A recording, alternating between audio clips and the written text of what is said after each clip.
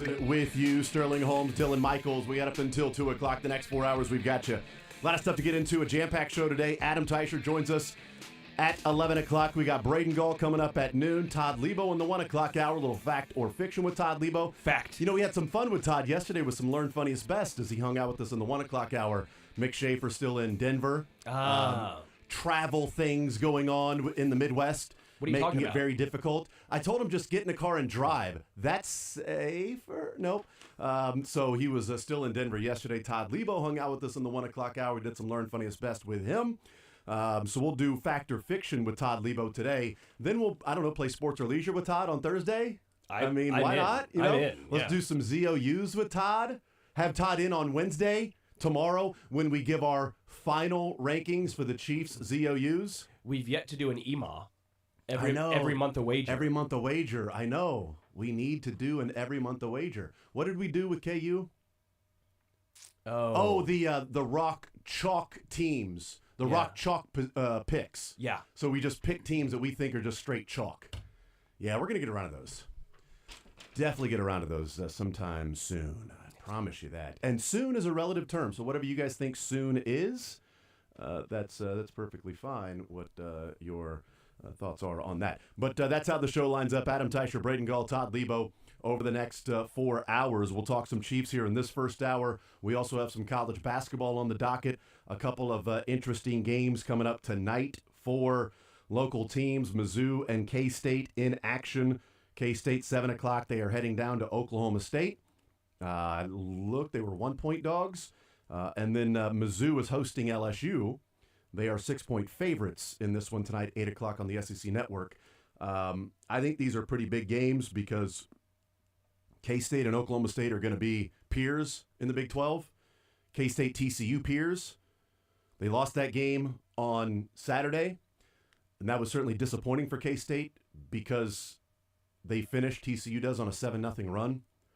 K-State gets to 62 points with 3 minutes left, and they finish with 62 points. They can't find a way to get a point. They needed 2 more points, as we find out the rest of the way. They don't come away with the victory there at TCU, and a victory which I felt like they had earned until the last minute and a half, 2 minutes. And that's tough because you can't walk away from that with a moral victory. K-State's not in the moral victory game right now. They are in the you need victories game, and that's a tough pill to swallow. And now you head to Oklahoma State. Can you take care of business? Coming off that performance against TCU would have been a great jump start for you just beat Cincinnati. Now you just beat TCU on the road. Yeah. Now go make it 3 in a row at Oklahoma State.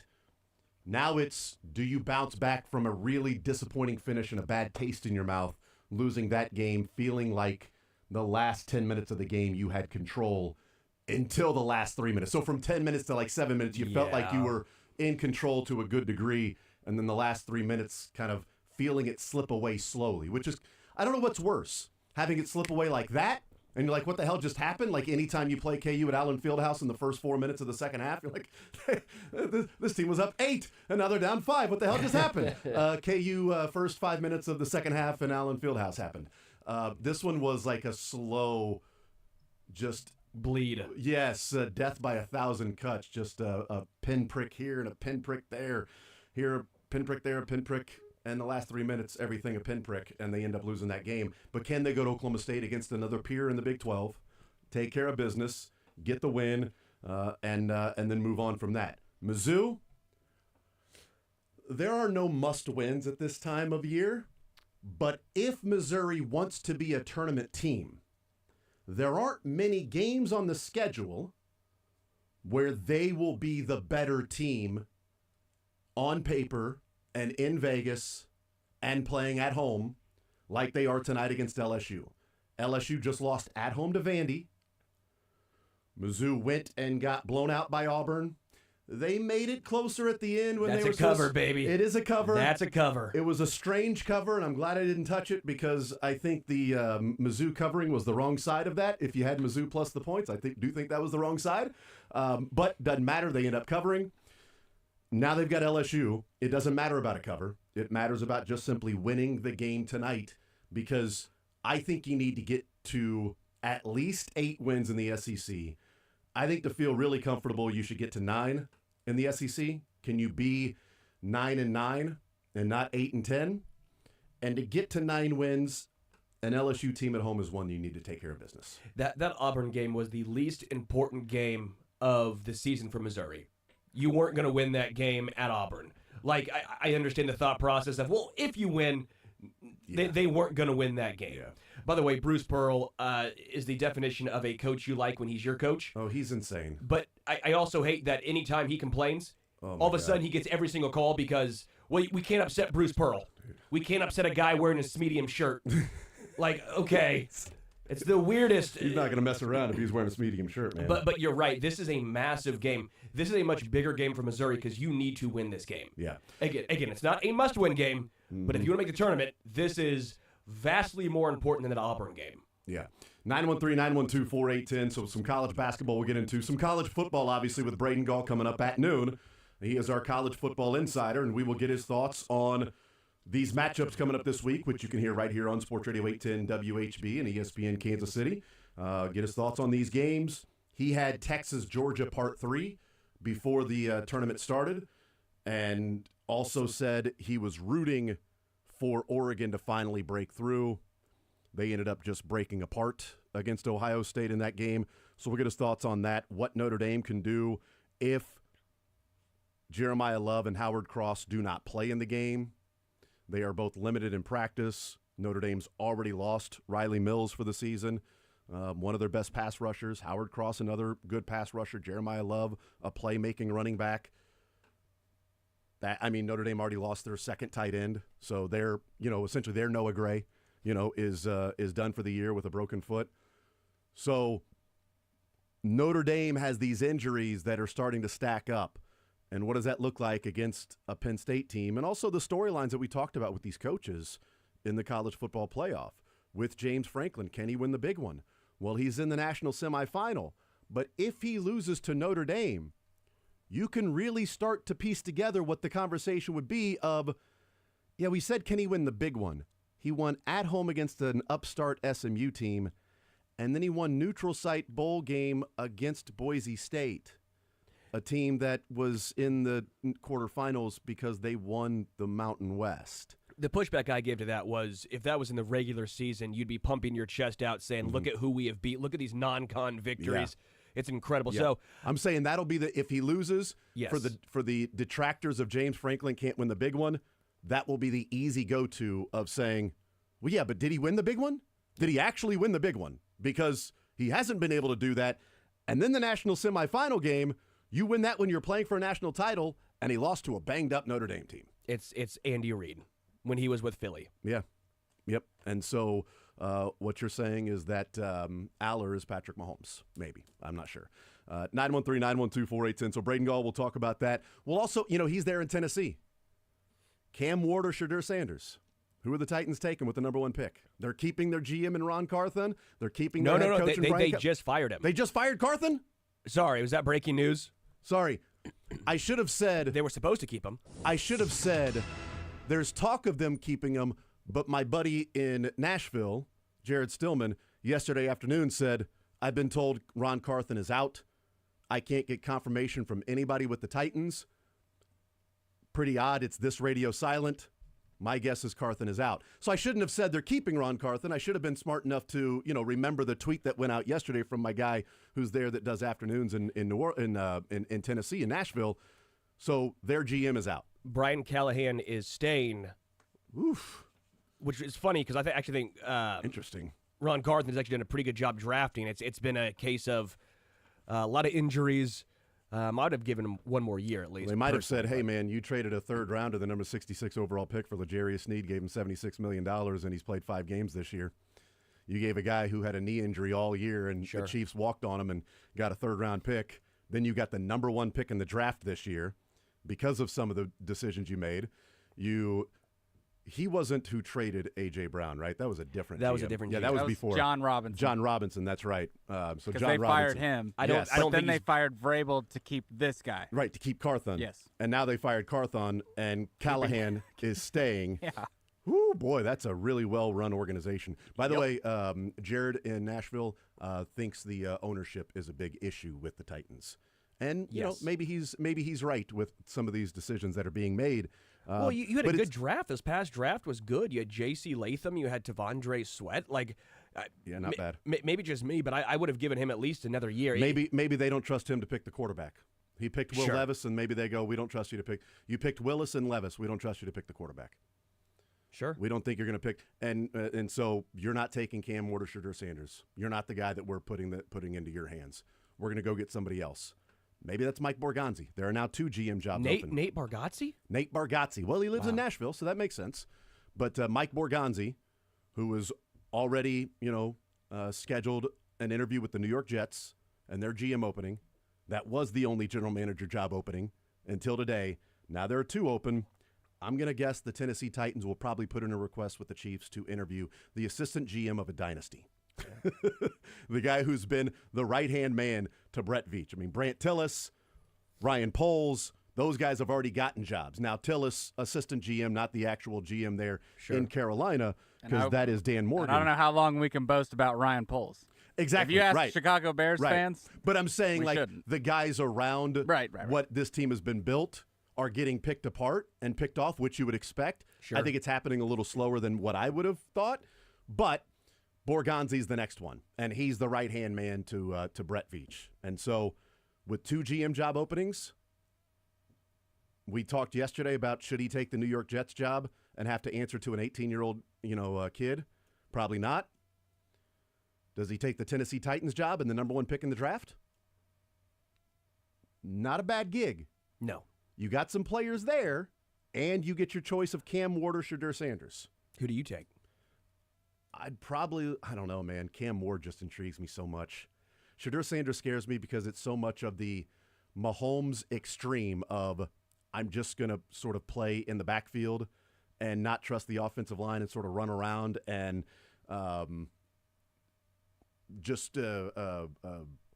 to gain time and so Caleb Williams. but not even that, so Caleb Williams did this year for the Bears and realized it's not the Pac-12. The Buffaloes didn't have a great offensive line, but there was a lot of wide receiver screens, getting the ball in the hands. People that discredit Patrick Mahomes. Sure. There was that with Shedeur Sanders, but there was also a lot of I'm just going to buy time, and then go and make a play. That worries me a little bit. I haven't done really the digging like I did last year when we got into Caleb Williams or Michael Penix or Drake May or Jaden Daniels and Bo Nix, the first-round picks and the guys that we would have liked, that we would have taken, 1 through 3, 4, 5. We said Jaden Daniels. Jaden Daniels, we all had number 1. I had Penix number 2. Yeah. Jury's very much still out on that because first couple of games was so far looks pretty good, though. So the first couple of games I thought were a little inflated by the hype and the excitement of him. I didn't think he played all that well. I think he played better in this game, but they still lost. Now, he didn't give up 40 points to the Carolina Panthers. He didn't give up 40 points to the Panthers. He played better in this game, and so there's some hope moving forward, especially with the playmakers they have on that team. But I haven't done and looked in deeper to Cam Ward and Shedeur Sanders, but Cam Ward intrigues the hell out of me.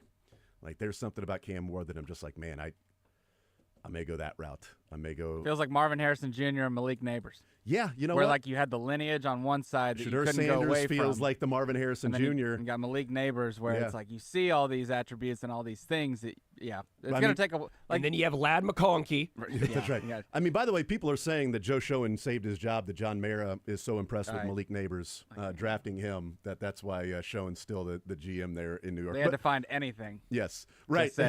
What can I find to keep the guy that I was going to keep anyway?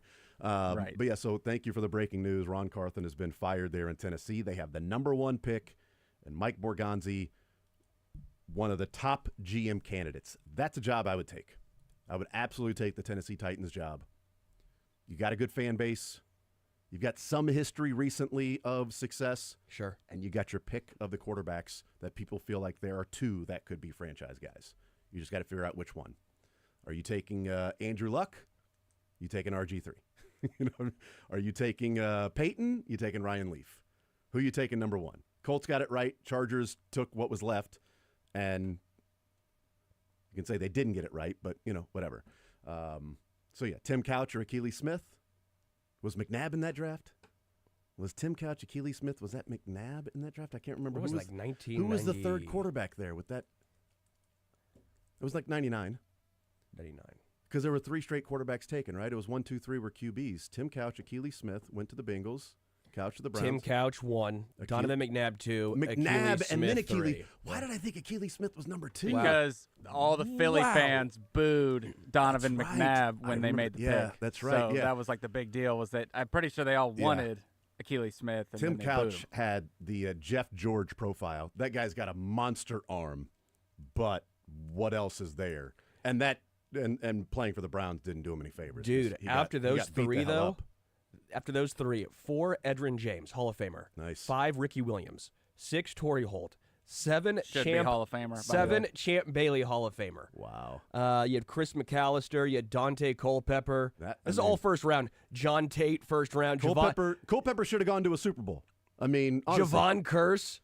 I mean, The freak. this first round was after the top 3. It's Well, nothing is not as bad as the loaded. Derek Thomas, Deion Sanders top 5, where I think it's Trev Alberts or someone Yeah. is the only non-Hall of Famer with like Barry Sanders, Deion Sanders, Derek Thomas. Derek Thomas. it's pretty There's legit. one other I can't remember. Yeah, so it's a little bit like that. You got your choice of those 2. Or maybe, who's got the number 2 pick in the draft? Is that the it's Tennessee, it's the Giants, and because the Patriots have the number 4 pick. look it up right now for you. Who is the number 2 pick in the draft, Jason? Jeez Louise, guy. I'm very annoyed. Oh, wow. Nothing to sneeze at thinking about the top picks in the draft. What's that? I'm dying over here. My iPad. I need a little. Can the mouse on the wheel get some more cheese to get Browns. the Browns? So I do. I get it right with Cleveland. Is Cleveland so impressed with one of the quarterbacks that they're willing to trade a 2026 first rounder to move up to number 1 and take Cam? Like, are the Titans saying, we don't care who we get. These guys are equal. It's 1 and 1A, Cam Ward and Shadur Sanders. And if Cleveland moves up, you'll probably figure out, you'll probably land on one other than the other, and you don't want to trade out of that spot. I'm just saying, if you can maneuver it a little bit, move back 1 spot and, pick up an extra first or second, if you do have somebody that maybe you do get from the Cleveland Browns, they say, we are drafting this guy. Sure. I'm not going to trade unless I know for a fact who you're drafting. We're drafting Shadur Sanders. Okay, we're taking Cam Ward. We'll take this. We'll take your first and 5th, and we'll send you back a 4th. And so we'll move back 1 spot, and we're going to take the guy we were going to take anyway. We'll see what happens with that. But that job now open. The Tennessee Titans. So Borgonzi Giants, has though. 2 options. In the 3rd spot. Yeah. Drew Lock extension. Let's go. There it is. Let's go. It's got to be the Drew Lock extension.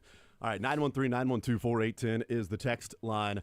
I want to bring this up real quick, and we'll take a break, and I want to get into the preferred matchups for the Chiefs in the playoffs, 1 through 4, 1 being the most preferred matchup, 4 being the team I'd least like to see in the divisional round. Not that you're scared of that team. It's just, if you had your choice, what's the easier path to the playoffs?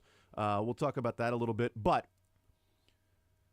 looking at some of the things that took place this weekend and the news and injuries that's come out with some press conferences yesterday with coaches, we talk about resting players and the Chiefs resting all of every single player of consequence was either didn't play or played 3 snaps, being Creed, Trey, and Tooney, or played a total of 6 snaps, which was Mike Dana, 3 snaps for Turk Wharton, and then all the backups outside of like Williams and Nazi. The secondary, which was guys like that. slightly concerning. Yes, for sure. And Brian Cook and guys like that. But Green Bay had to win and Washington lose for them to get the 6th seed and not be the 7th seed. So Green Bay went out there to win the game.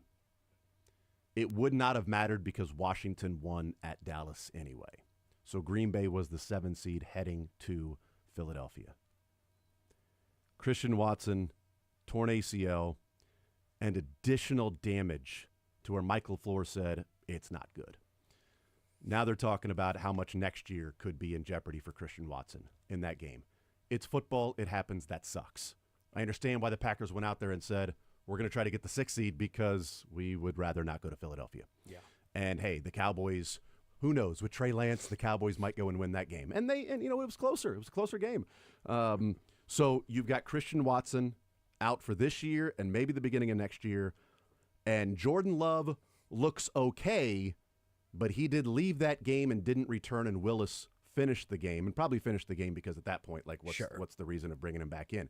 Now, the thought is that it was one of those funny bone things where he had no feeling in his hand, and so he couldn't grip the football, so you're not putting him back in. But as the days go on, this weekend shouldn't be an issue. That's Green Bay. Baltimore, it looks like it's going to be a stretch for Zay Flowers to play this weekend against the Steelers. And there's at least a probability, maybe 51-49, more likely than not, that Zay Flowers will be out for the divisional round game as well. John Harbaugh saying it's not season ending. We're viewing him as day-to-day, and he's going to do everything he can to get back as soon as he can. That's not exactly like, no, we think there's a chance he may play this weekend. Or, hey, we avoided a really bad injury, and we're pretty blessed that Zay Flowers is going to be out there and playing. He's made a difference for this team. They went and got Deontay Johnson to add to the weapons on this team. And now it looks like the Ravens will be playing the Steelers without Zay Flowers. Does that help them? Yeah. Does it mean the Steelers are going to win? Probably not. But it also means that Lamar Jackson has more of a task on his shoulders now of, he won't have that particular receiver that's so good at getting open and then making plays after the catch. So there's going to be more on the shoulders of a Lamar Jackson who already has really rough, subpar, inferior playoff numbers in his career. So that's the Baltimore Ravens. But they had to win the division. So they didn't have a choice of resting their guys. Win, and you win the division, and you get home games, that home game in the wild card round. And then the Detroit Lions. They had no choice but to play everybody for the number 1 seed on the line. Not their fault that the Vikings also won 14 games this year. But Terry and Arnold, it's not season ending. X-rays came back negative on his foot. But there's an expectation that he may be ready for the divisional round. How bad the MRI comes back when they get the MRI. They've got an off week, so they have no reason to release the information on Terry and Arnold right now. So whenever the next time Dan Campbell talks to the media, maybe he'll give an update there. But I think more importantly, maybe not more importantly than Terry and Arnold, I think what could be a worse injury is that Zeitler left the game late and could barely put any pressure on his left leg when he pulled that hamstring. And you saw him cursing on the sideline as he was trying to walk off the field. It's one of their better offensive linemen with the Lions. I mean, that run game and protecting Jared Goff, like that team has just been ravaged by injuries. That sucks. Again, I want one season where we turn injuries off. That would be great because the Lions could be the Super Bowl champs this year if it wasn't for Aiden Hutchinson and if it wasn't for Montgomery and if it wasn't for McNeil being out, all those guys out for the year.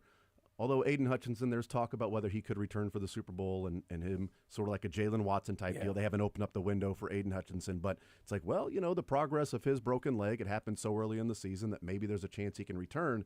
Carlton Davis hasn't played since he fractured his jaw. How soon do you get back? You got to hit people. You got jarring to your face when you make contact on somebody. That thing's got to be fully healed before you can get out there and play football in an NFL playoff game. And now Terry and Arnold might miss. I mean, they had Amick Robertson, who is their slot corner, shadowing Justin Jefferson. By the way, kudos. Shout out to him. Yeah, great job. He played phenomenally in that game. But that's their slot corner that was shadowing Justin Jefferson, and their other corner was a guy who's been the reserve that came in and played because Arnold and Broken Jaw.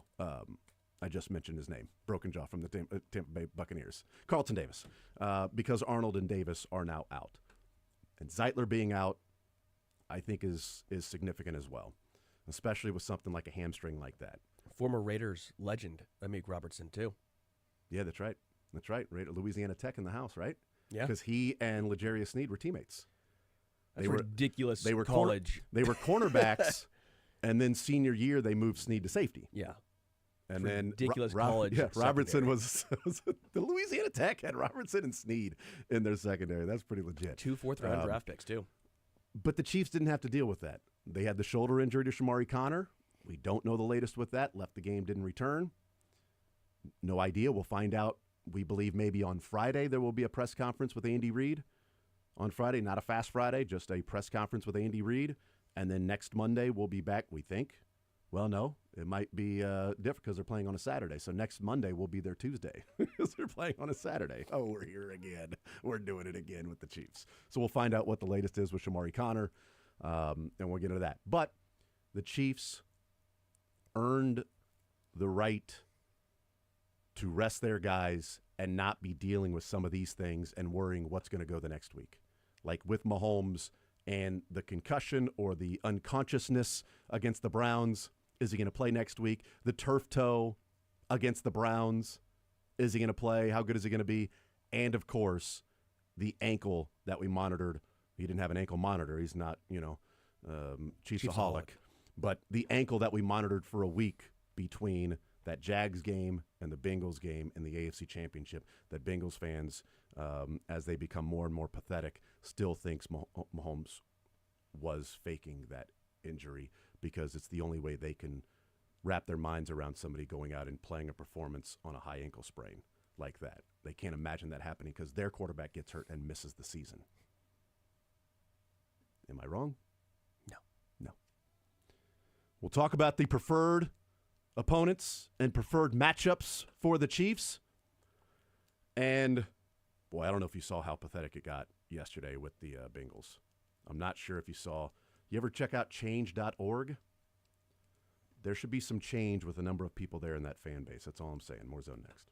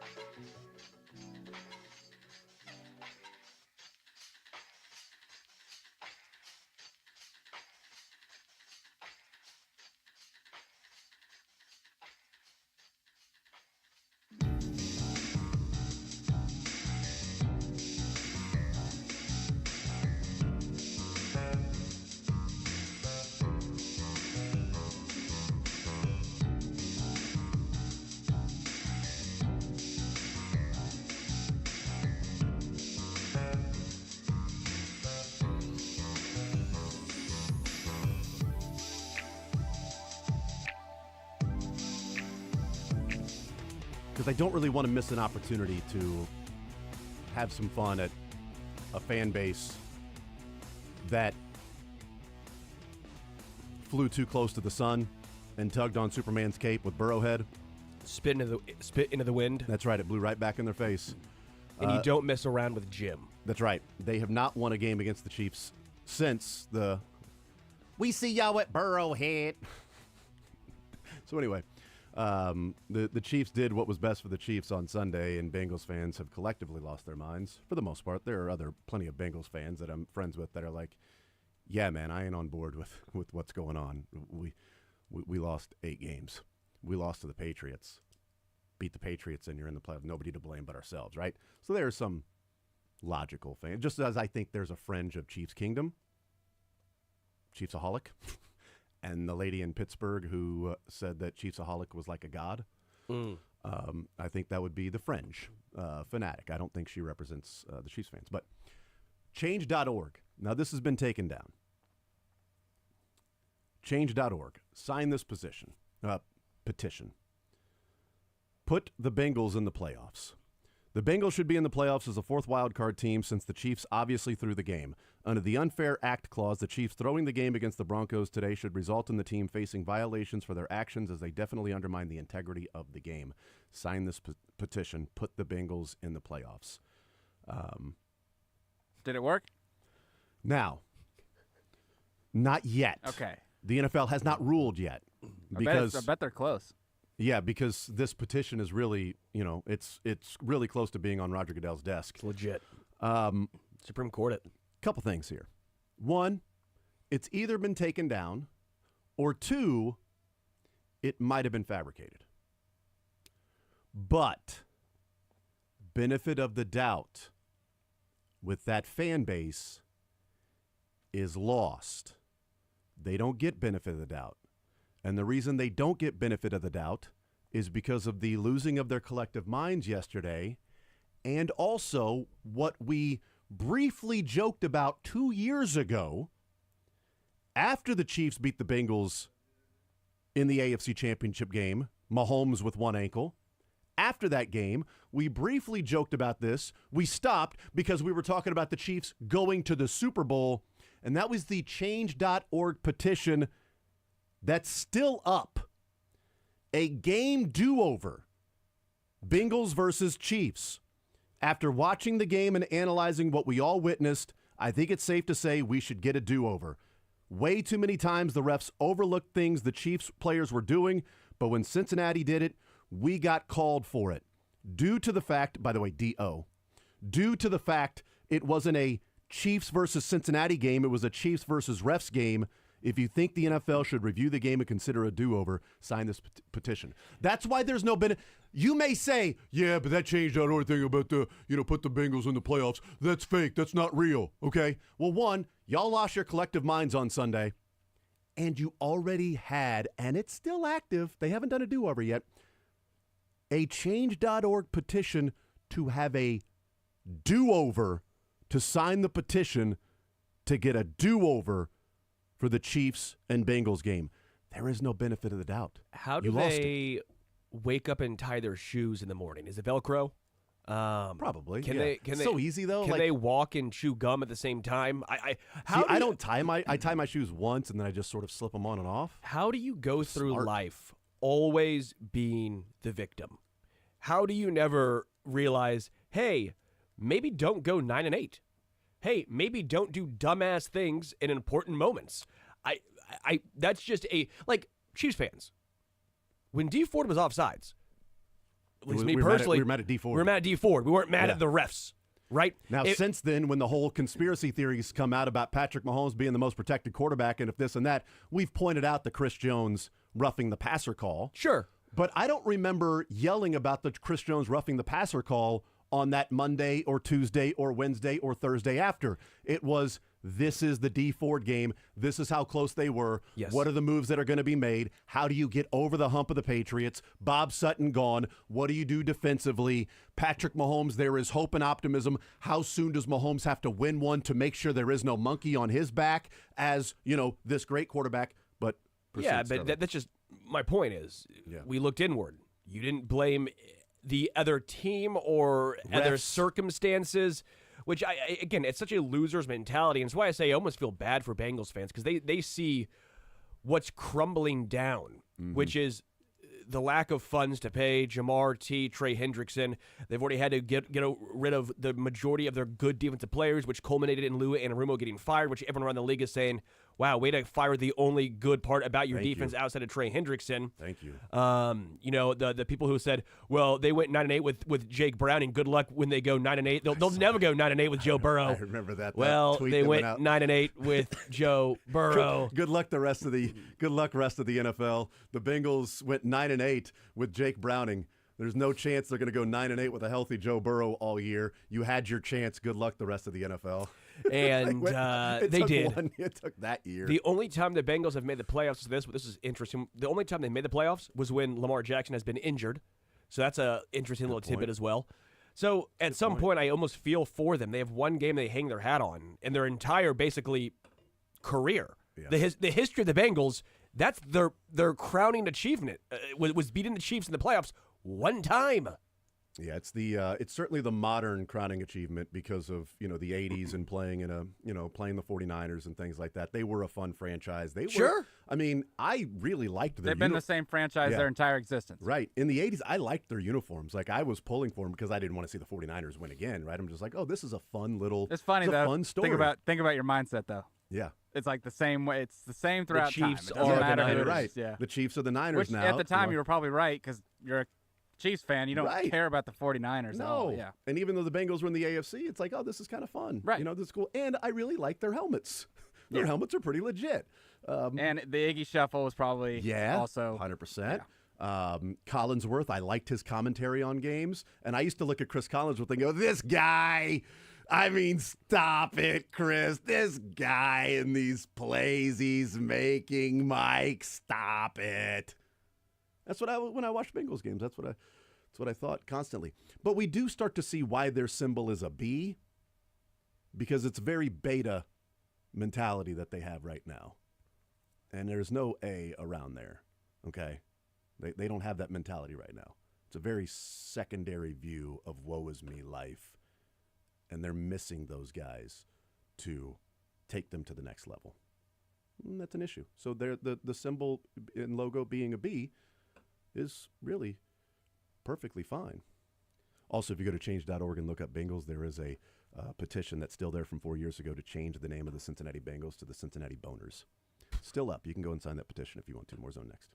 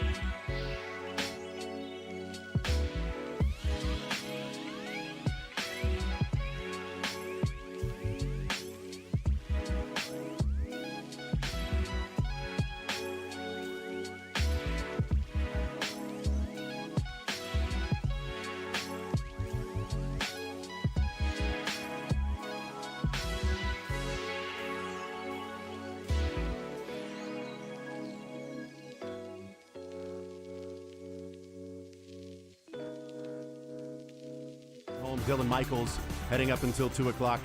We got Adam Teicher coming up next. I want to get his thoughts on what he saw from this game, maybe some players that were pros, cons, takeaways, things like that, and also potential matchups for the Chiefs. Nagy, the Jets requesting an interview for Matt Nagy, Borgonzi, and the Jets potentially. Now the Tennessee Titans GM job is open with Ron Carthon being fired. So we'll get his thoughts on all of those things. Braden Gall coming up at noon. And then after Braden Gall, we'll get into our preferred opponents and the matchups 1 through 4. Everybody has their opinions on the team they would most likely, most want to face and the team they would least like to face. But we do know now that the season is over, the opponents for next year for the Chiefs. Yeah. And by the way, 15-1 this year, the Chiefs with 9 road games. This was an 8 home game, 9 road game season, and they went 15-1. It's now a 9 home game season. And let me tell you, season tickets next year to the Chiefs will be worth it. The home teams next year, Denver, LA, Vegas, those 3. And then Baltimore, Houston, Philadelphia, Detroit, Washington, and then Indianapolis and the Colts. You've got 5 of your opponents that you're going to play, and maybe 5 of the 6 top opponents you would want to see the Chiefs play are at Arrowhead. The only road game is Buffalo. Then they go to Jacksonville, they go to Tennessee, they go to Dallas, they go to New York for the Giants. It's a tough schedule, but their toughest games are at home, except for Buffalo. Yeah. And outside of the division. Because the other road games are Jacksonville, Tennessee, Dallas, and the Giants. I mean, Jacksonville will have a new coach. Tennessee will have a new GM and a new quarterback. Dallas may have a new coach with Mike McCarthy now interviewing, or the Bears asking to interview Mike McCarthy. And the Giants will have a new quarterback. While the Chiefs at home will play Baltimore, Houston, Philadelphia, Detroit, and Washington. That's a tough schedule. But season ticket holders will get their money's worth next year. Those are amazing games. Yeah. It's also a tough schedule this year. True. We always got to. That's true. I do the It's same always thing. going to be tough. Right. It's the one Guess seed. what? When May comes and we're doing the reveal, Yeah. and everyone's, we get it doesn't. And you know what? By the time they play them, I mean, how many times have the Chiefs and Packers played that never was a Mahomes-Aaron Rodgers matchup? Still haven't got it. Still have never. And the Jets. 2 times with the Packers, 1 time with the Jets, right? Mahomes, Rodgers. They have played each other 3 times, but never been on the field at the same time. They even tried to have it in week 4. They made it tried early. to make it week 4. We're not going to mess around. We're going to still put had the this Achilles. Rodgers-Mahomes matchup. On and Sunday Night still Football. Did Yeah. not happen. Yeah. So it's, to that same degree. But those home dates, I mean, as it stands right now, Detroit, one of the better teams in the league, Philadelphia, and that team, Houston, and maybe they'll turn things around, although they won their division. They're the 4 seed this year. Baltimore, always a great game with the Chiefs in Baltimore. And Jaden Daniels, if healthy, coming into Kansas City and playing. Give me, in the 2 road games I'm eyeing, obviously you get to go to Nashville. Mm-hmm. Give me a Chiefs Thanksgiving Day game. Dallas. We got Dallas on the road. Give me a Chiefs Chiefs and Cowboys. Thanksgiving game. Well, are the Chiefs going to be the Black Friday every year now? I hope not. But So is it going to be that you've got your Detroit and Dallas Thanksgiving, you're rotating That's a good point. I didn't Thanksgiving even think of night? Do the Chiefs just become the Black Friday team? I'd be okay with that. That every year Black Friday, the If we Chiefs never are play playing. Dallas in Dallas or Mhm. when any of those teams on Thanksgiving, then yes, that'd be cool. I'm just wondering who they're going to play on that Thursday night to start the season. God, I can't wait to have that conversation. I just want to have that conversation, by the way. I just really want to have that conversation again. Whoever, it could be the Commanders, Lions, Eagles, could be the NFC. Just That's a good point. run back the Super Bowl. Or it could be an AFC championship game matchup. Titans. Yeah. Colts, baby.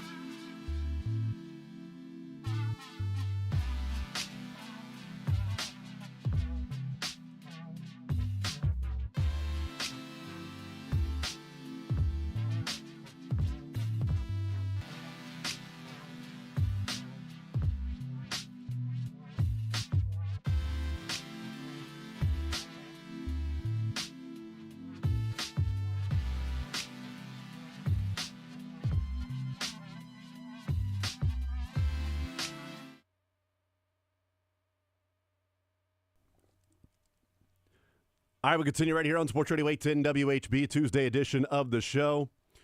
Let's talk with Adam Teicher from ESPN Chiefs Insider, presented by Twin Peaks. Step up your lunch game at Twin Peaks. Adam, welcome into the show. How are you, sir?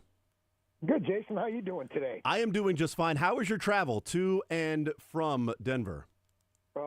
It was pretty easy. Good. I went out Friday, so I got out before the storm hit. So, yeah, there was that. We got some friends out there and all that, so wanted to go a little bit early. So I beat the storm out of town, and then coming back, I was really surprised at how well things were operating at KCI, at least from my standpoint. I mean, there were a lot of things closed in the restaurant, in the airport, restaurants and stuff like that, and other shops. But seemed like to me, it was operating pretty efficiently yesterday. So hats off to the there for sure. Yeah, good work by everybody involved and everybody that's been out working overtime and through the night and plowing the roads and those working on electrical lines and, emergency responders and people going out and helping those that are stuck in the snow, like a lot of people over the last 24, 48 hours. And, Adam, one of the cool things that I learned over the weekend, and I brought this up yesterday and learned Funniest Best, and you reminded me with what was going on there at the airport, in that the bigger snow plows that keep the runways clear, they have two of them, Adam. One is named Betty Whiteout, and the other is named the Big Leplowski. So, all right, you got to appreciate that. 100%. Yes, that's not a bad job there. 100%. Those are great names. Lean into it. Come on, man. You guys are working your ass off. Let's have some fun. Are you taking Big Leplowski out, or you got Betty Whiteout? There you go. Oh, he's already got Leplowski. All right, we'll get Betty Whiteout out and let's go to work. Adam Teicher is our guest. All right, so the travel was pretty easy. It was an easy game for the Denver Broncos. Is there anything of consequence sort of to take away from this game from the Chiefs' perspective? Any, overriding sort of themes or narratives or anything really to take away from this game? Well, the thing that struck me was that the Chiefs' decision to move Joe Thuney to left tackle was the right one, the correct one, and they need to continue that way into the playoffs. I mean, it was rough for DJ Humphries, as we all know, and, whether he's just not ready or whatever, that was pretty evident in Denver. So they need to stay with Joe Thuney, and I think any thoughts they might have had about going to Humphries or maybe someone else for the playoffs, they can't do that now. I was that was definitely one of my takeaways as well, is watching as many of the reps as DJ Humphries and watching it again and seeing some of the breakdowns, whether that be on Twitter or different websites about DJ Humphries' play. I wonder, too, like when I watched it the first time live, I'm like, ooh, boy, because especially in the second half, his play deteriorated as the game went on. Mm-hmm. And I think that was the same case against the Chargers when they played, and then he got injured. So maybe it's a stamina thing. But I think also the first half, like when you watch DJ Humphries last year and DJ Humphries in the first half against the Broncos, he doesn't look to be moving the same. And again, he hasn't played football in a year outside of, now 7.5 quarters, essentially, of football since that torn ACL. But I was wondering, and I wanted to ask you this because I thought that would be your takeaway, and that was my takeaway as well. But any chance the Chiefs look at it and go, okay, in this game, 1, we didn't game plan. 2, we did leave them on an island a number of times. We gave them chip help from time to time, but we didn't game plan and scheme the way that we did with Thuney, where we had double teams and a tight end and a running back over there, and we gave a little more help on that side. Any chance the Chiefs look at it and go, when we scheme around DJ Humphries, he won't look like that. He'll look closer to Joe Thuney, and Joe Thuney at left guard will be much better than Caliendo. Yeah, but sooner or later, they have to leave him alone. Sooner or later, they can't do that all the time on 100% of the snaps. And sooner or later, you have to leave him alone. Is that what you really want, though, on those times where you have to do that? Yeah. So I just don't see it. I really don't. I mean, they had a good thing going with Thuney. He had stopped the bleeding at left tackle, and to me, this is just opening up an old wound if you go back to Humphreys or do anything else for that matter at left tackle. So I think this is the best of making the best of a situation right now, and I can't imagine they would do anything different at this point. I don't think there's any doubt at this point with the Chiefs, with Joe Thuney at left tackle and DJ Humphreys in, and guys that did not start the season either with the team or your left tackle plans, that they, either the availability wasn't there or they misread the situation in how good they thought they would have left tackle play this year.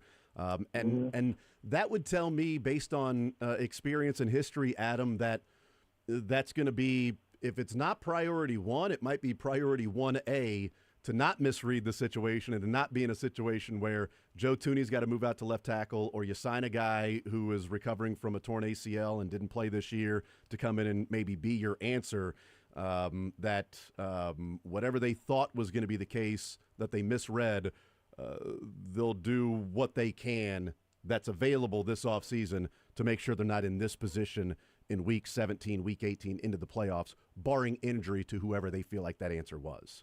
Oh, yeah. This is plan D. Joe Thuney is plan D at left tackle. I mean, plan A was either Morris or Suamataia. Plan B was the other guy. Plan C was DJ Humphreys. They're down to plan D here. Yeah. I mean, they've pretty much exhausted the list there, and so, yeah. I do think it is the biggest priority. They've got to solidify this. They can't be going into next season with wonder. I don't think they need to spend every resource they have to fix the problem. I don't think that's the right thing to do either. But this is the biggest priority. I would agree with that. They need to have this handled for sure. Visiting with Adam Teicher from ESPN, our Chiefs Insider, presented by Twin Peaks.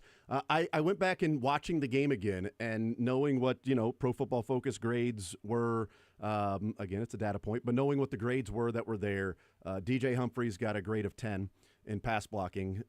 C.J. Hansen got a grade of 1.8 in pass blocking.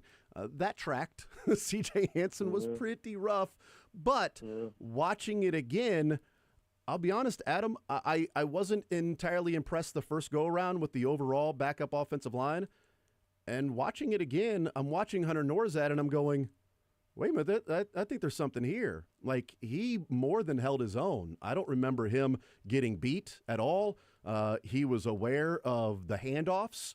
He was searching for somebody and then went and, clocked dudes in the ribs when they were being blocked by somebody else. There was another twist and stunt that came towards him, and he just, threw a shoulder into that guy and knocked him back. He was getting out in the run game. The screen pass to Carson Steele that was sort of blown up. The only reason Carson Steele was able to get away at all was because Norzad chased down the linebacker and got a hand on his shoulder to sort of push him a little bit to give Carson Steele at least room to pick up a couple of yards. I wasn't impressed the first go-around. Like, I was just watching it, and it was sort of everybody together, right, the collective. And then watching it again, how often the offensive line was destroyed, unfortunately, by C.J. Hansen just getting beat pretty quickly at times.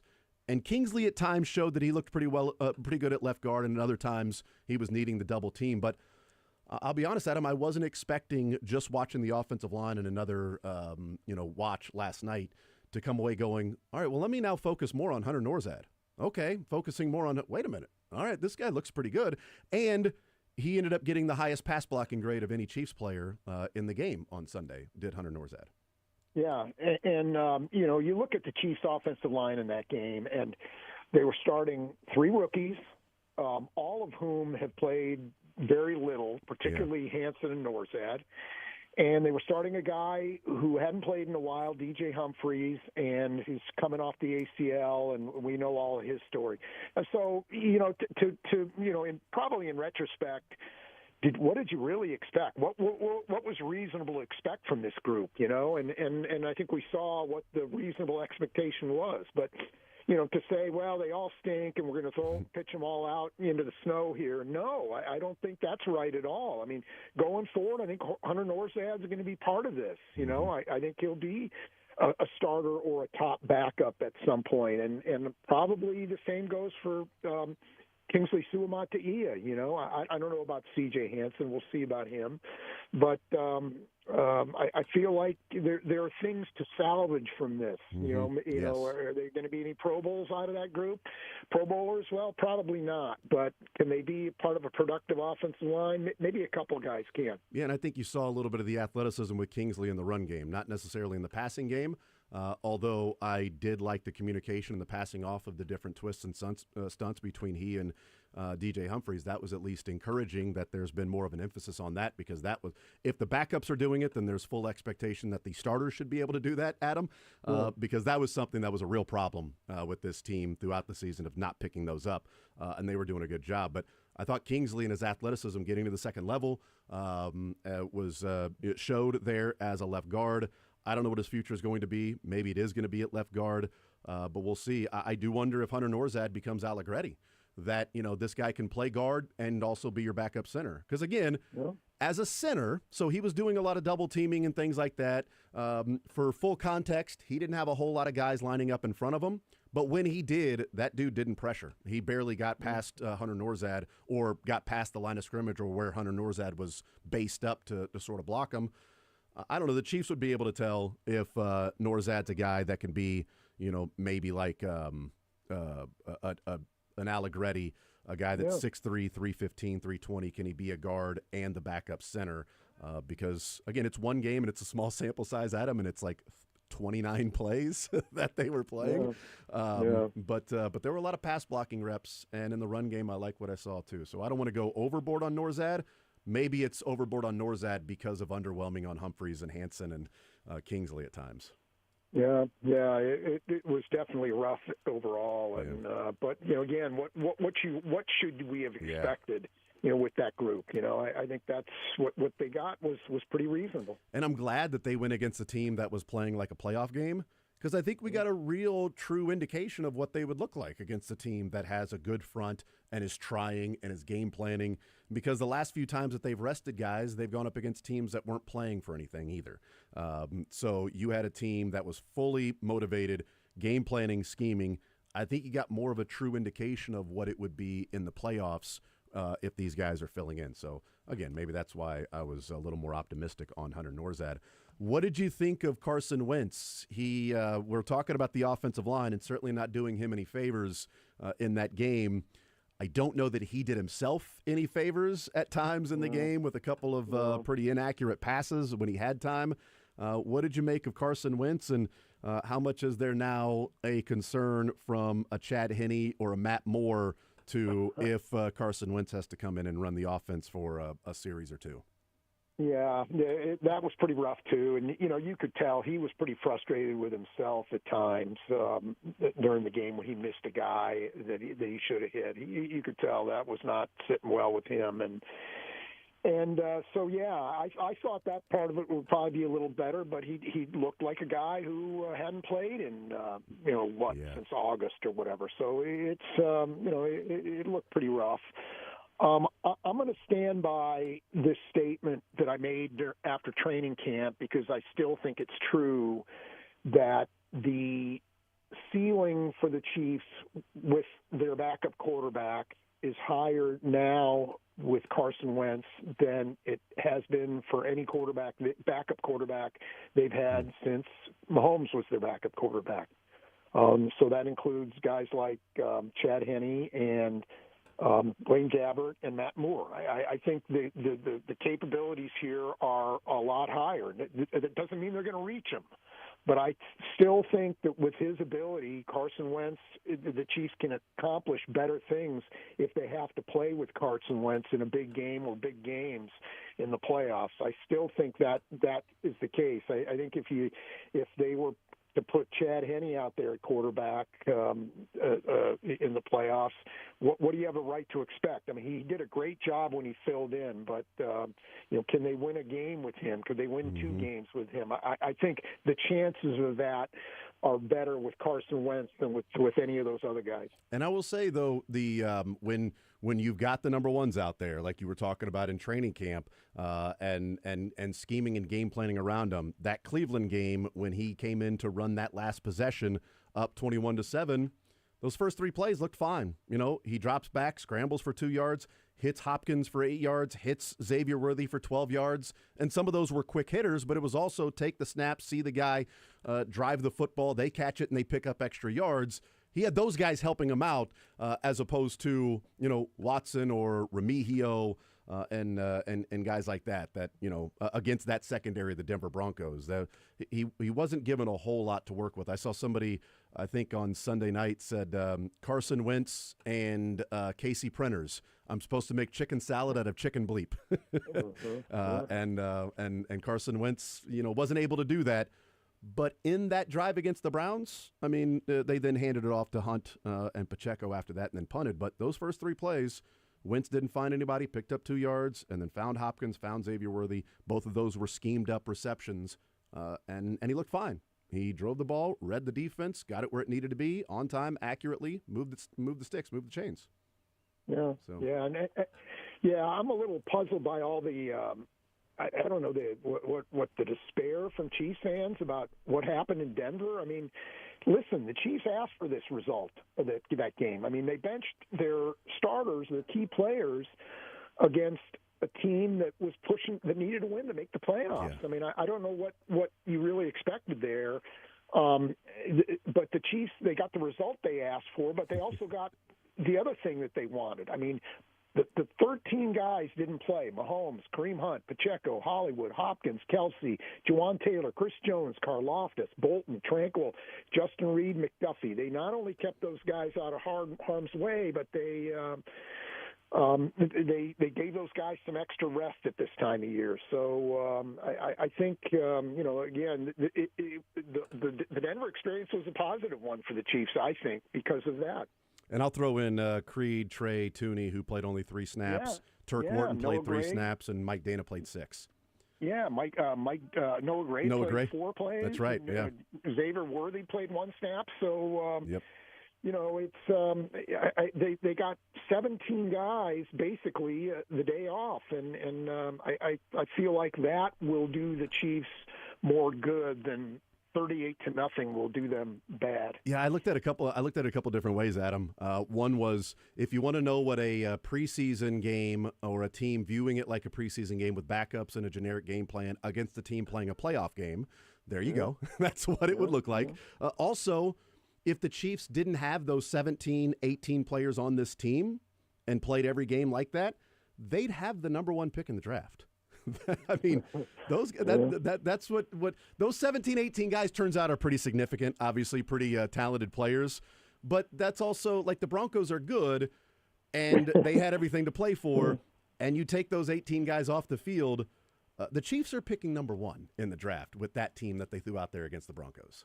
Yeah, it's funny. After the game, I tweeted the list of guys who didn't play, those 13 guys, and then the other 4 who or 4 or 5 who played little, and some guy tweeted back. Somebody replied, "Hey, and they only lost 38-0." So I mean, what did you expect? I mean, I expected better from the Chiefs. I really did. I thought they would at least be competitive. So in that respect, what they threw out there was pretty disappointing, but this is what they asked for in the end, and I feel like the benefits of what they did against the Broncos far outweigh anything they lost by making a greater effort to be competitive or win the game. Yeah, and winning all the games that they did, they put themselves in a position to not have to worry about it, and it's unfortunate for other teams that did have to worry about it. Green Bay needed to win and have Washington lose to not have to go to Philadelphia in the wild card round, and they went out there. They ended up losing the game, but they also lost Christian Watson to a torn ACL, who may miss a good portion of next year because there's a concern that there's even more additional damage in there. And Mike LaFleur said, quote, "It's not good." with his knee injury. And that sucks for Christian Watson, and it sucks for the Packers. And would it have been better for them, now they know they have the 7 seed, just to go, well, we're not going to try it because we have to win and Washington has to lose to the Cowboys. Let's just rest everybody. I mean, yeah, hindsight being 2020. The Ravens needed one more win because of their, rough start and losing some games along the way. They needed one more win to win the division, and they went out there and had to play, and they won the division, but also Zay Flowers might be lost the next couple of weeks for the Baltimore Ravens. Detroit, they didn't, it's not their fault the Vikings won 14 games. But in that game, they lost Terrion Arnold and Zeitler, 2 significant players for their team that may be out 2 weeks from now when they play a divisional round game. The Chiefs didn't have to worry about that. And that's what winning those games afforded them, that they took care of business enough. Luck, fortune, winning close games doesn't matter. They took care of their business, that they didn't have to wake up today going, all right, what's going on with Jordan Love's elbow? All right, what's going on with Zeitler's hamstring? All right, Terrion Arnold, is he going to play? Zay Flowers' foot, is this thing going to be out for the next 2 weeks? Is he going to play against the Steelers? What do the Ravens look like without Zay Flowers making moves against the Steelers? They don't have to worry about that right now. Football, you can't worry about injuries when you play football. It's unfortunate, but you can't worry about it. But when you can put yourself into a situation where you can absolutely minimize injuries, you have to do it. And the Chiefs were the team, or one of the teams maybe, that was in that situation the last weekend of the season. Why not take advantage of that? Adam Teicher's our guest. Any concern about Harrison Butker since returning from the knee injury? Yeah, I wonder about it a little bit. The kicks he's missed have been longer ones, so we'll see. But yeah, that thought certainly occurred to me. It was 51 yards that he missed from, but still, that's the kind of kick the Chiefs have come to expect from him. So I think there is a little bit, and I don't know whether he can work out the issues in practice or not. But that is a concern, no doubt. He's such a huge part of the Chiefs dynasty because he hits so many field goals in his time. To take that game into overtime against the Patriots, kicks a field goal in 18. The 13-second game, he had to hit that long field goal. The field goal against the Bengals in the AFC Championship game. The field goals against the Bengals in the AFC Championship game the year before to force overtime. He's a 40-yard kicker in the snow away from being our Vinatieri, basically. Right. That's and Adam, how many times have the Chiefs and Andy Reid said, okay, we're within 55 yards, we can just go ahead and run it here and set up the field goal for Butker. There's just supreme confidence in him. And because he's been that good, there is a concern if they don't have that automatic, Butker type feel in the playoffs of, what they would look like. Yeah, no, I agree. They felt like, anytime they got to, inside the 40, they were we're good to go. They were going to get some points. So that definitely is a thing right now. Adam Teicher is our guest from ESPN, presented by Twin Peaks. We'll take a time out. We'll talk about some of the things that came out of that game, besides Norzad, but a couple of other players. And then we'll get into matchups, the 4 different teams the Chiefs may face. Adam Teicher wrote about Travis Kelce getting some more rest and what that did last year, what it can do this year as well.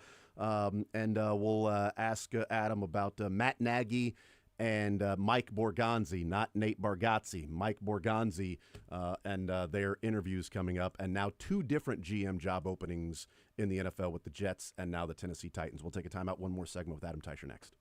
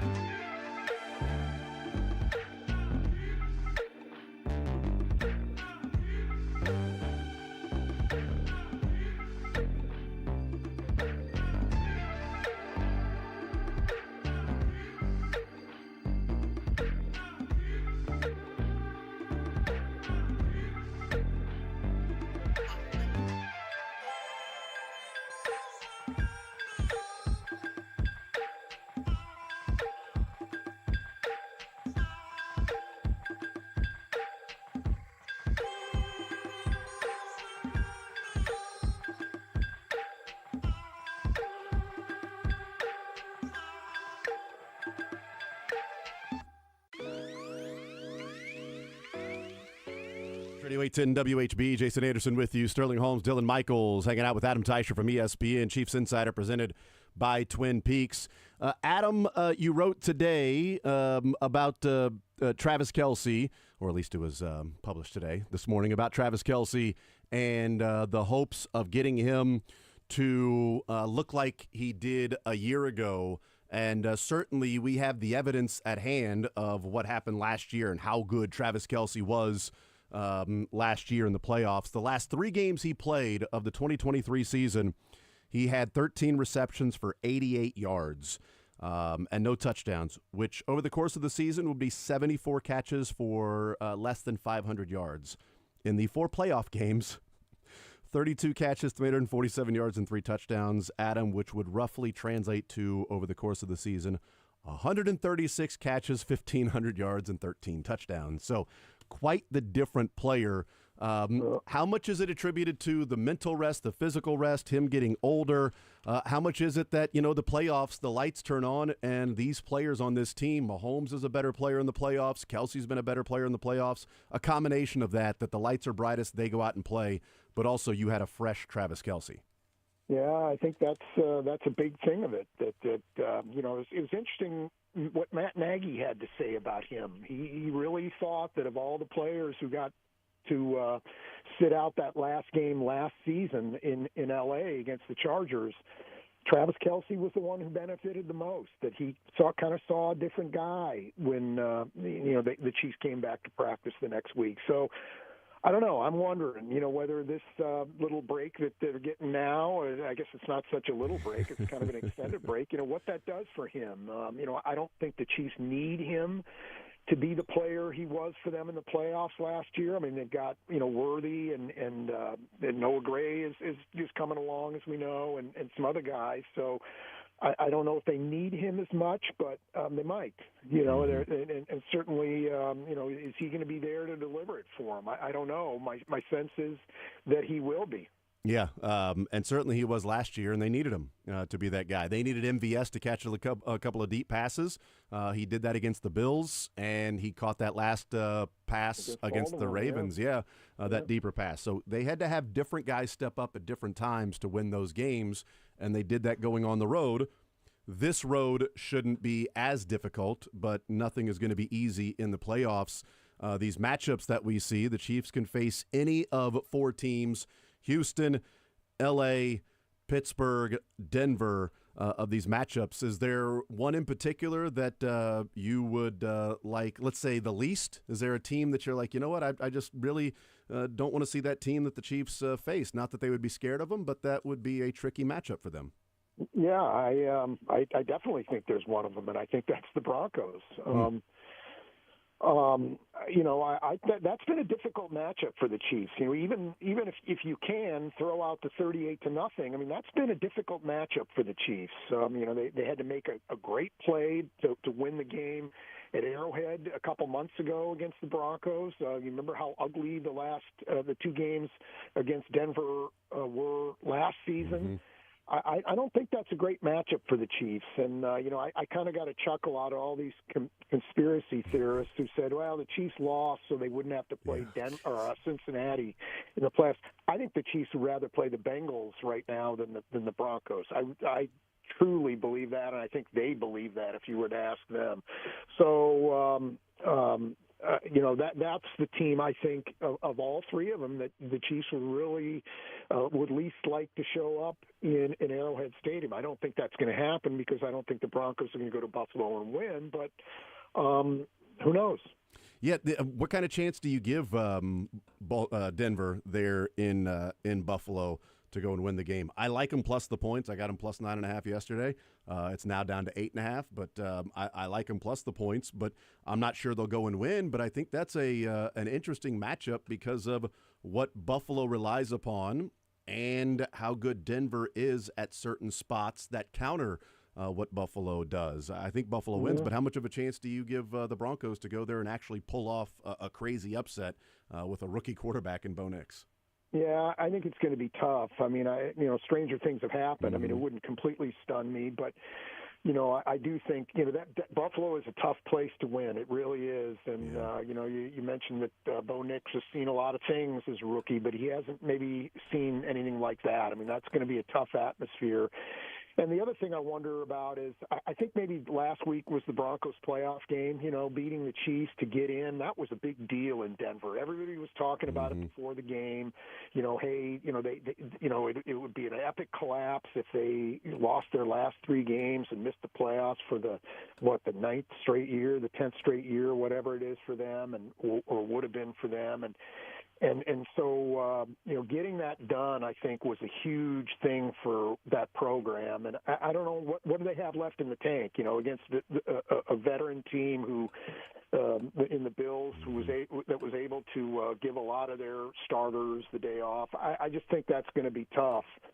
So I don't see it happening, but again, stranger things have happened. I mean, some would argue the Broncos had the day off too. So I mean, they did late in the game. They got to rest some players, but they also were game planning too. They had a couple of plays in there, and that first touchdown, the fake reverse screen the other way. Like, all right, there's some things that they're coming out swinging in this game because they need to win this game to get in the playoffs. I do wonder. Go ahead. And I think they left their starters in longer than you would expect. I did. I did too. Yeah. And I'm just wondering whether Sean Payton said, "Okay, we're not going to mess this up too early. If I'm going to be guilty of anything, it's keeping my guys in too long." So I was surprised that Nick stayed in for the last drive that he was in there for, and they had a lot of their defensive guys in there. Until what, midway through the fourth quarter or something like that. I think part of it too was as it got closer, they were like, let's just go ahead and end this with a shutout. Let's head into the postseason with a shutout. Even no matter who we're playing offensively, it doesn't matter. And look, I brought this up yesterday, Adam. I mean, do you need extra motivation going into the playoffs? I mean, certainly it's okay to have it. You shouldn't really need it, but you can use it if it's there. It's not that the Buffalo Bills provided it.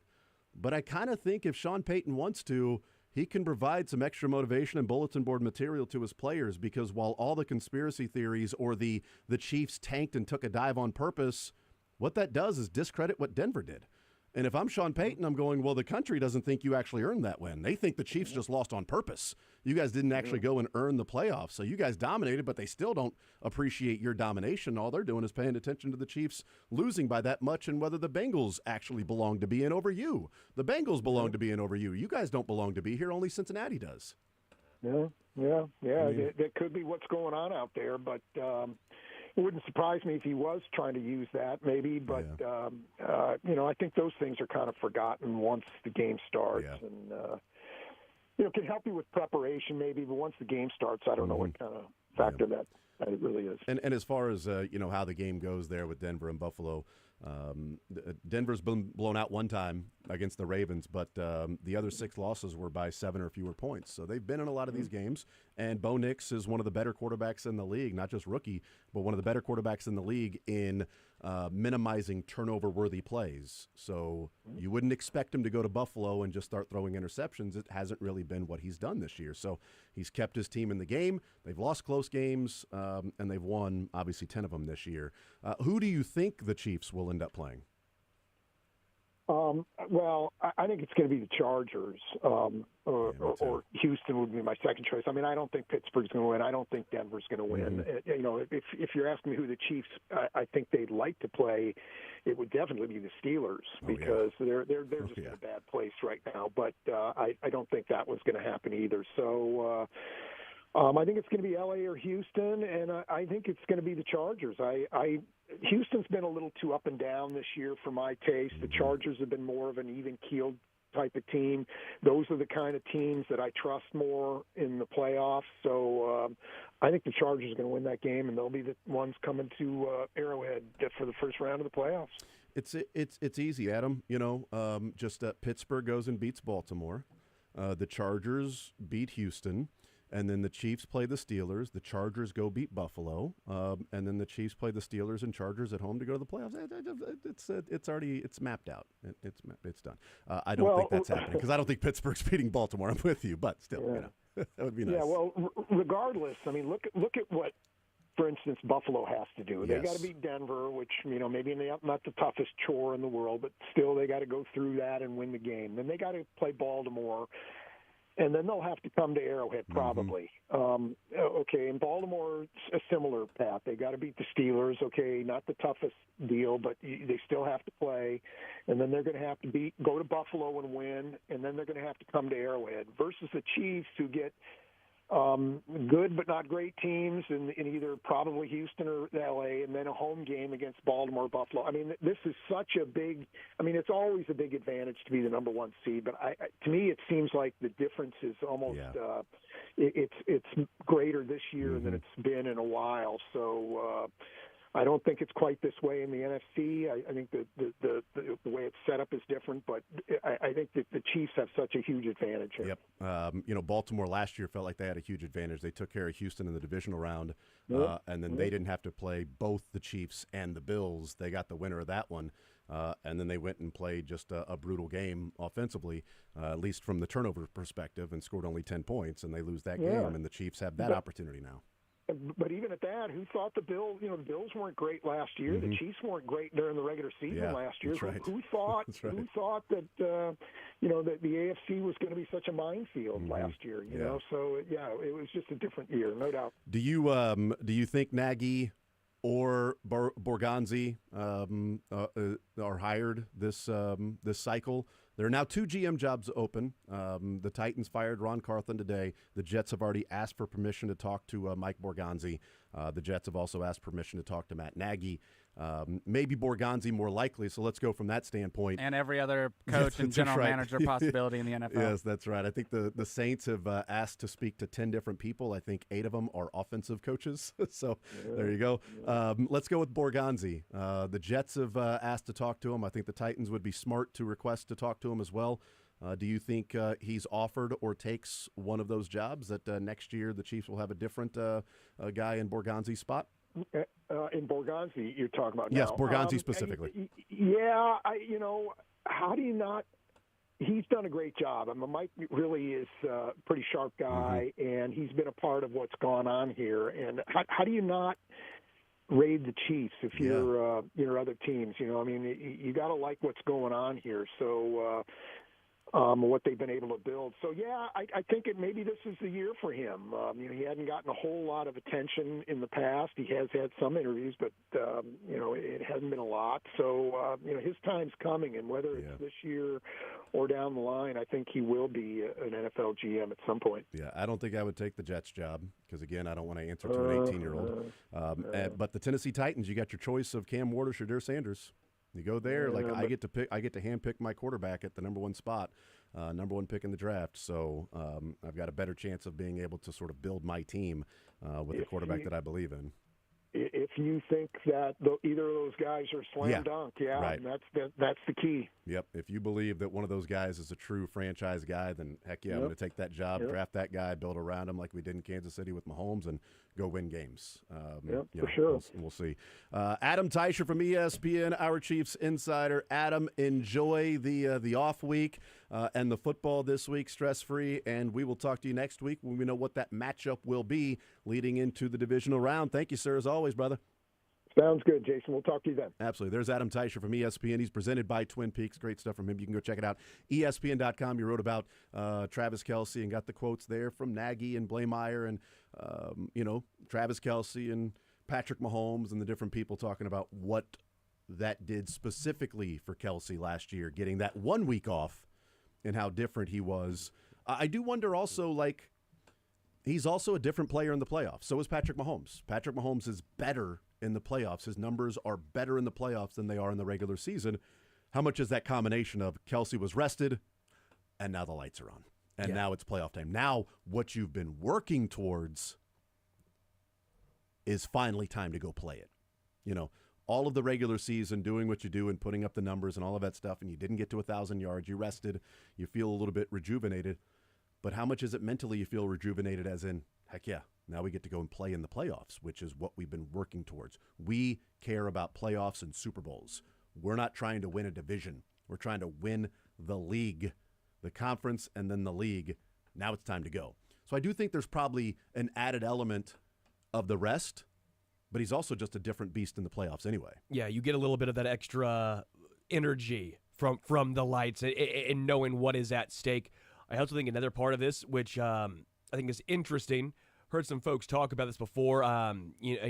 Shots, the creator of DVOA, he's talked about this before, and some guys, it's maybe not as much as guys get better in the playoffs, but some guys crumble when the lights are on.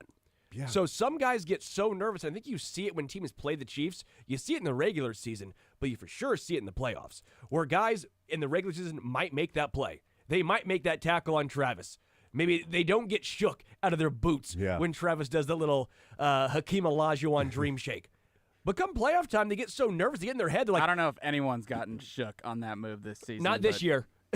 Not this year. But like, I think guys get so in their head of like, I can't make a mistake. I can't make a mistake.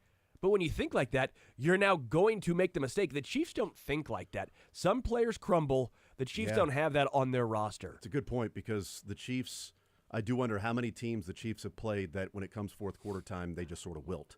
That the Chiefs are unrelenting and the other team just gets beaten down and starts to get in their own head and starts to, oh, no, let's not lose. And the Chiefs are like, we're going to go make the winning play here. It's the reason why I and everyone should hammer the Rams on Monday night because, like I said yesterday, some carriages turn into pumpkins when Sunday isn't promised next week. And I think Sam Darnold kind of showed everyone on Sunday night he had that the yips. When you have a lot of pressure and you got to make a throw that he might sail it. And even the throw that is perfectly designed and perfectly executed in your first read and you've got protection and you're looking right at it, you just don't pull the trigger for some reason. And seeing ghosts. Did it twice. And the old adage is that down. every time a backup will eventually show you why they're a backup. Yeah. I mean, this is his fourth team, excuse me. Jets, Panthers, 49ers, and now Vikings. So, I mean, we see players get better in the postseason. We see players get demonstrably worse in the postseason. Patrick Mahomes' regular season quarterback rating is 102. His playoff quarterback rating is 106. He gets better. Lamar Jackson's regular season quarterback rating is 102. His playoff quarterback rating is 75. Yikes. He wilts. He's got to overcome that.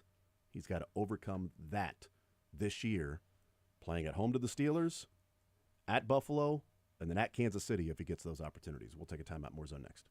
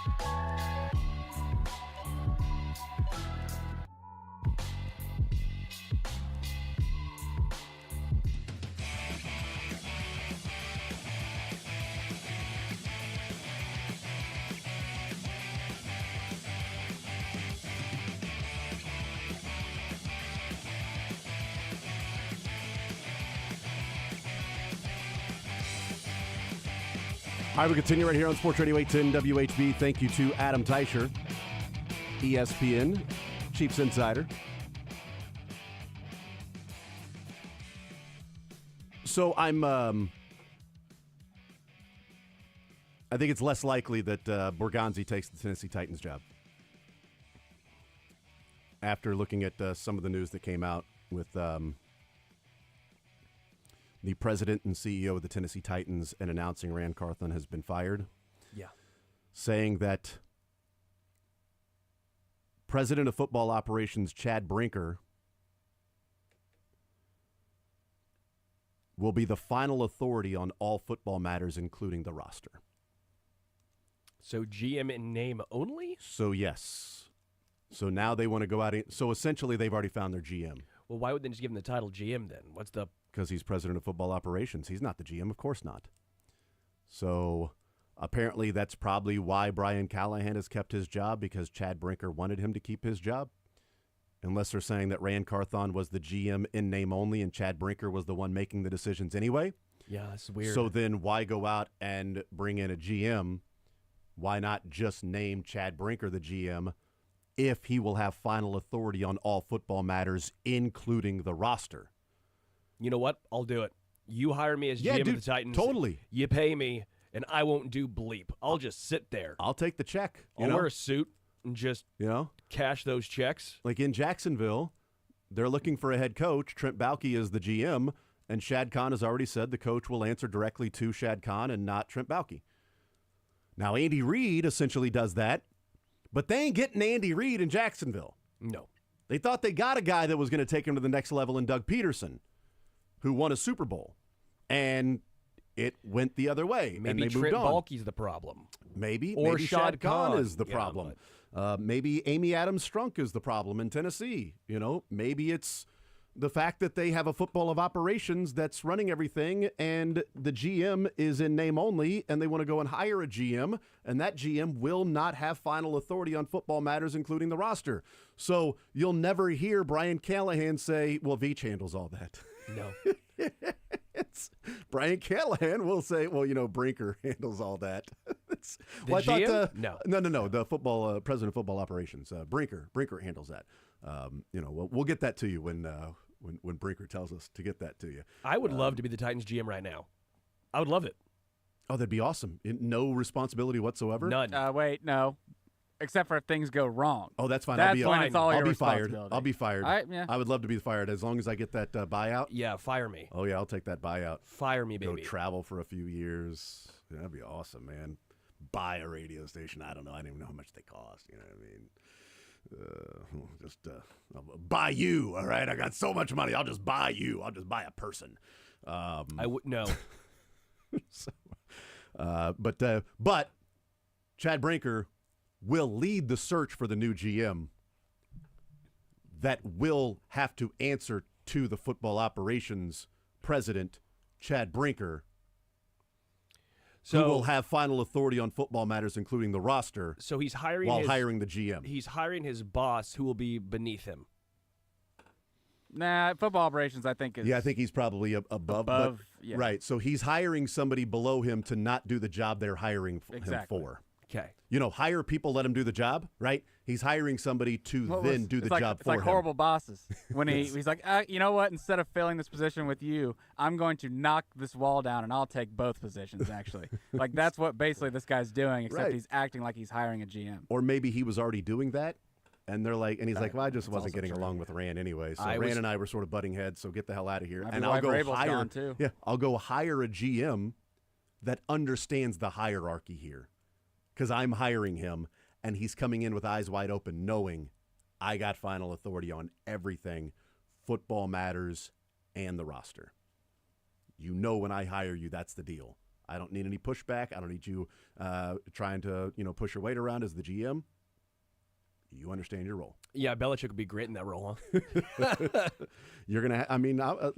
You have to get a guy who is lower level. You can't get an assistant GM. No.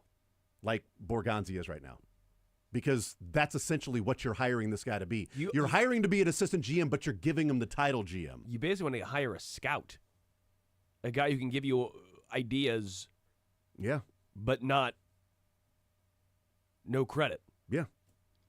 I mean, this Because would be, scouts don't get credit. It always goes to the GM, right? Yeah. It would be somebody like, Brant Tillis went to Carolina and Dan Morgan is the GM. And Brant Tillis is a part of the staff there and higher up than he was here with the Chiefs. Okay, so he moves up in the rankings there. It would be somebody like that with the Chiefs that's below Borgonzi and Brett Veach, that if the Titans wanted to hire that person, they would go in knowing, well, I'm working directly with the football operations guy, so it's me and him that are directly working with building this team. He'll have final say, but I got a lot more say than I did at the previous spot. So probably like a co-host of a radio show from 10 to 2. That's exactly the person I would be looking at. Yeah. Yeah. Yeah, go to monster.com and get that, put your resume out there to the Tennessee Titans. I'll do it. To Chad Brinker. I'll do it. If you think I won't, I'll apply for that I'll job. apply. Yeah. What do you know about the Titans? You're in Tennessee. Yes, I remember them. I remember the Titans very well. Fondly, I do. I like your Oilers jerseys. I'm a fan of Denzel. So, do I got the job? All right. I know that left side, strong side.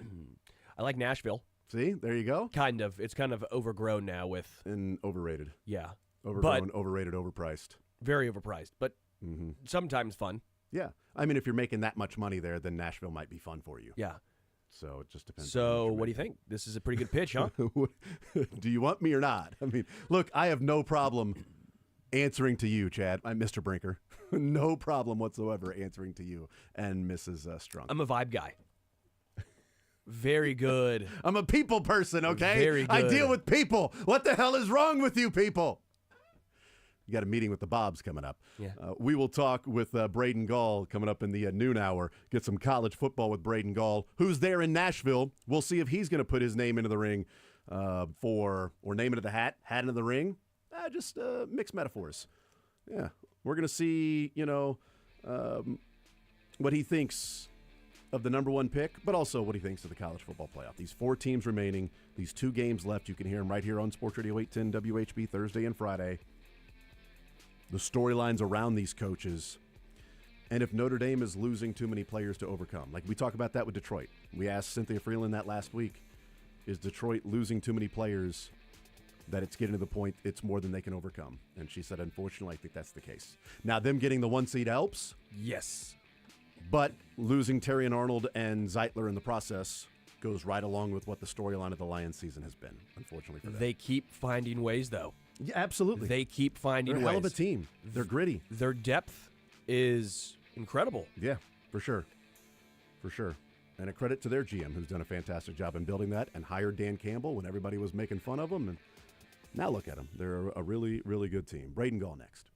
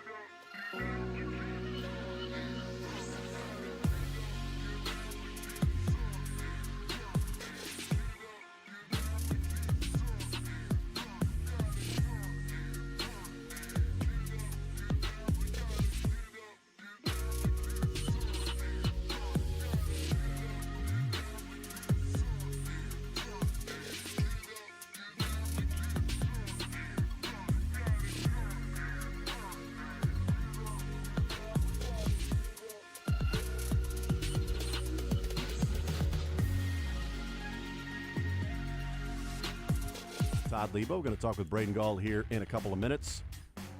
It'd be like if, almost as if like Brett Veach was like sort of answering to Chris Shea to a degree, with the Chiefs, like Chris Shea, football operations.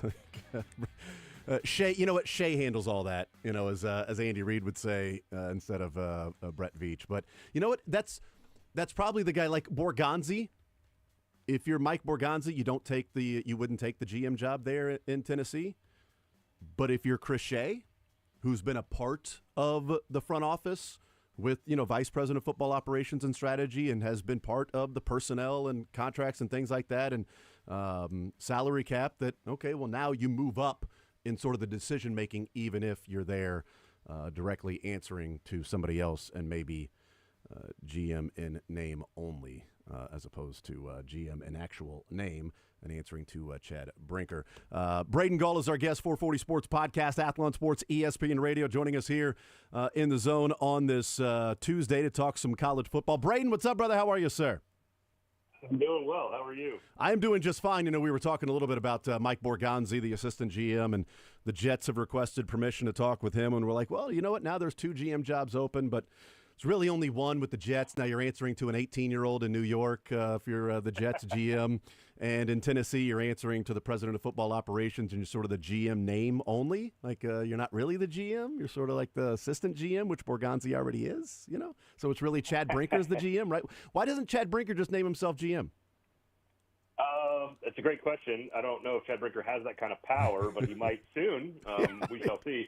I mean, look, this is not a surprise. And anyone who's been around the team for the last 18 months sort of could explain that this was coming. There's a lot. It's very, very complicated. I am fascinated by palace intrigue when it comes to NFL front offices, just in general, because, everybody has friends. Everybody has family. Everybody knows people. Everybody has opinions. Everybody wants power. Everybody is ambitious. And it's utterly fascinating. Look, when they decided to sort of split the duties and sort of give Rand and Chad sort of equal, Rand Carthon, former general manager, of course, and Chad Brinker, when they split them and sort of made them appear on paper to be on sort of parallel footing, we all in the press corps was like, this is weird, right? Like, what's wrong with this? This doesn't feel correct. And for all intents and purposes, Rand Carthon had final say on everything on the roster, and Chad Brinker had final say on everything else. And that is just sort of a strange and weird way to do it. And sure enough, reports are that the rest of the NFL was like, hey, what are they doing over there? I don't think much of that has to do with what took place today. I think Rand Carthon is a good guy. I've been around him. He seems like a nice guy. He's very personable.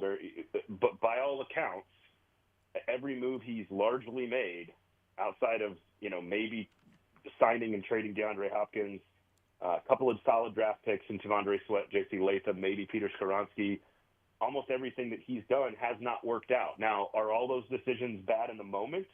I think this is a major problem in sports, that we all have revisionist history. Nashville Predators fans are dealing with this right now after spending over $115 million on a couple of Hall of Famers, and it's not working. And so everyone's like, oh, that was a terrible decision. Well, like, nobody was saying that at the time. And when the Titans traded for L'Jarius Sneed, no one in Nashville was saying this is a bad decision.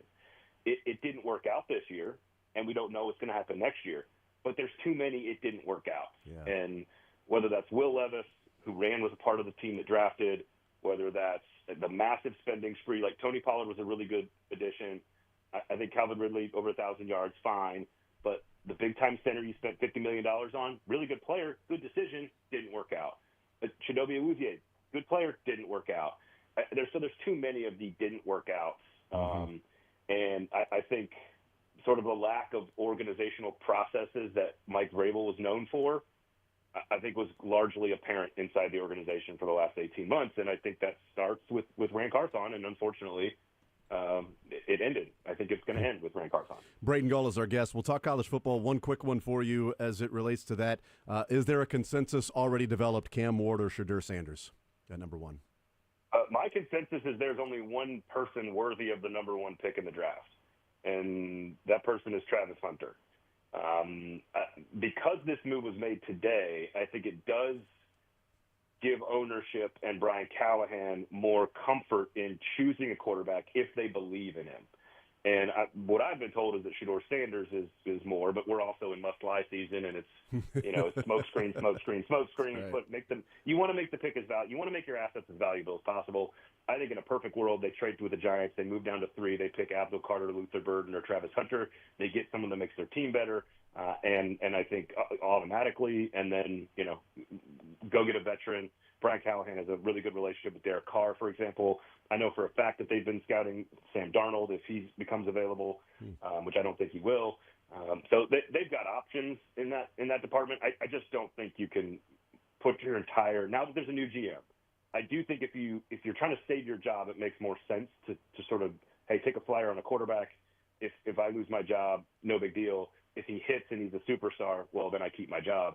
I think it makes sense if you're looking to keep your job. I think it's different now that you might have a group of people all trying to play the long game, and I think that changes their decision making. But I've tried really hard to get Shedeur Sanders into my top 10 on my big board, and it does not. I just can't do it. If I was picking late first, early second, and I was hiring Todd Monken, let's say, the Ravens offensive coordinator, I would take Jalen Milroe over both of them. I think Milroe, if given the right Jalen Hurts type of offense, you build a system around him, I think Jalen Milroe is going to be it could be a pretty solid NFL quarterback. I have major doubts about Sanders and Ward. Yeah, no, that makes sense. An SEC guy thinks the SEC quarterback's going to be better than the Big 12 I know, SEC right? quarterback. I know. Weird. So simple. So simple. Braden Gall is our guest. If Drew Aller was available, I'd be taking Drew Aller. Let's go. Okay, sure.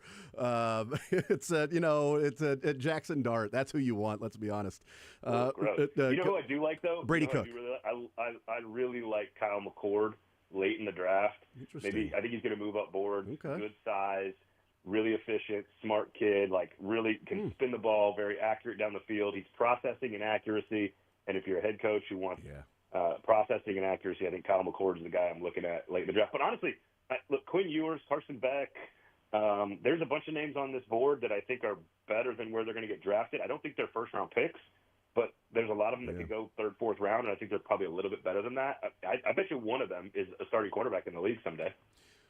Well, Kyle McCord left Ohio State to Syracuse, and Ohio State is now playing in the national semifinal.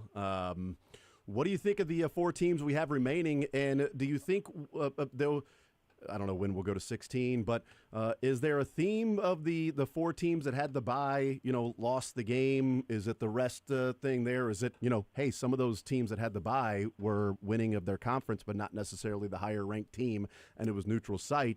What do you make of these 4 remaining teams that were ranked according to the selection committee 3, 4, 5, 6? So not exactly crazy Cinderellas. I really don't think you could take any one thing that happened in this bracket, like all the blowouts in the first round, all the top seeds, quote unquote top seeds, losing in the second round. I don't think you could take any of that stuff and try to project it onto every year of the tournament. Yeah. When they expand, to your point, in not next season, but the year after that, when it goes to 14, I don't think you can do that. I think Georgia loses because this is the best Notre Dame team we've seen in 30 years, and their starting quarterback was out, and Notre Dame was really good.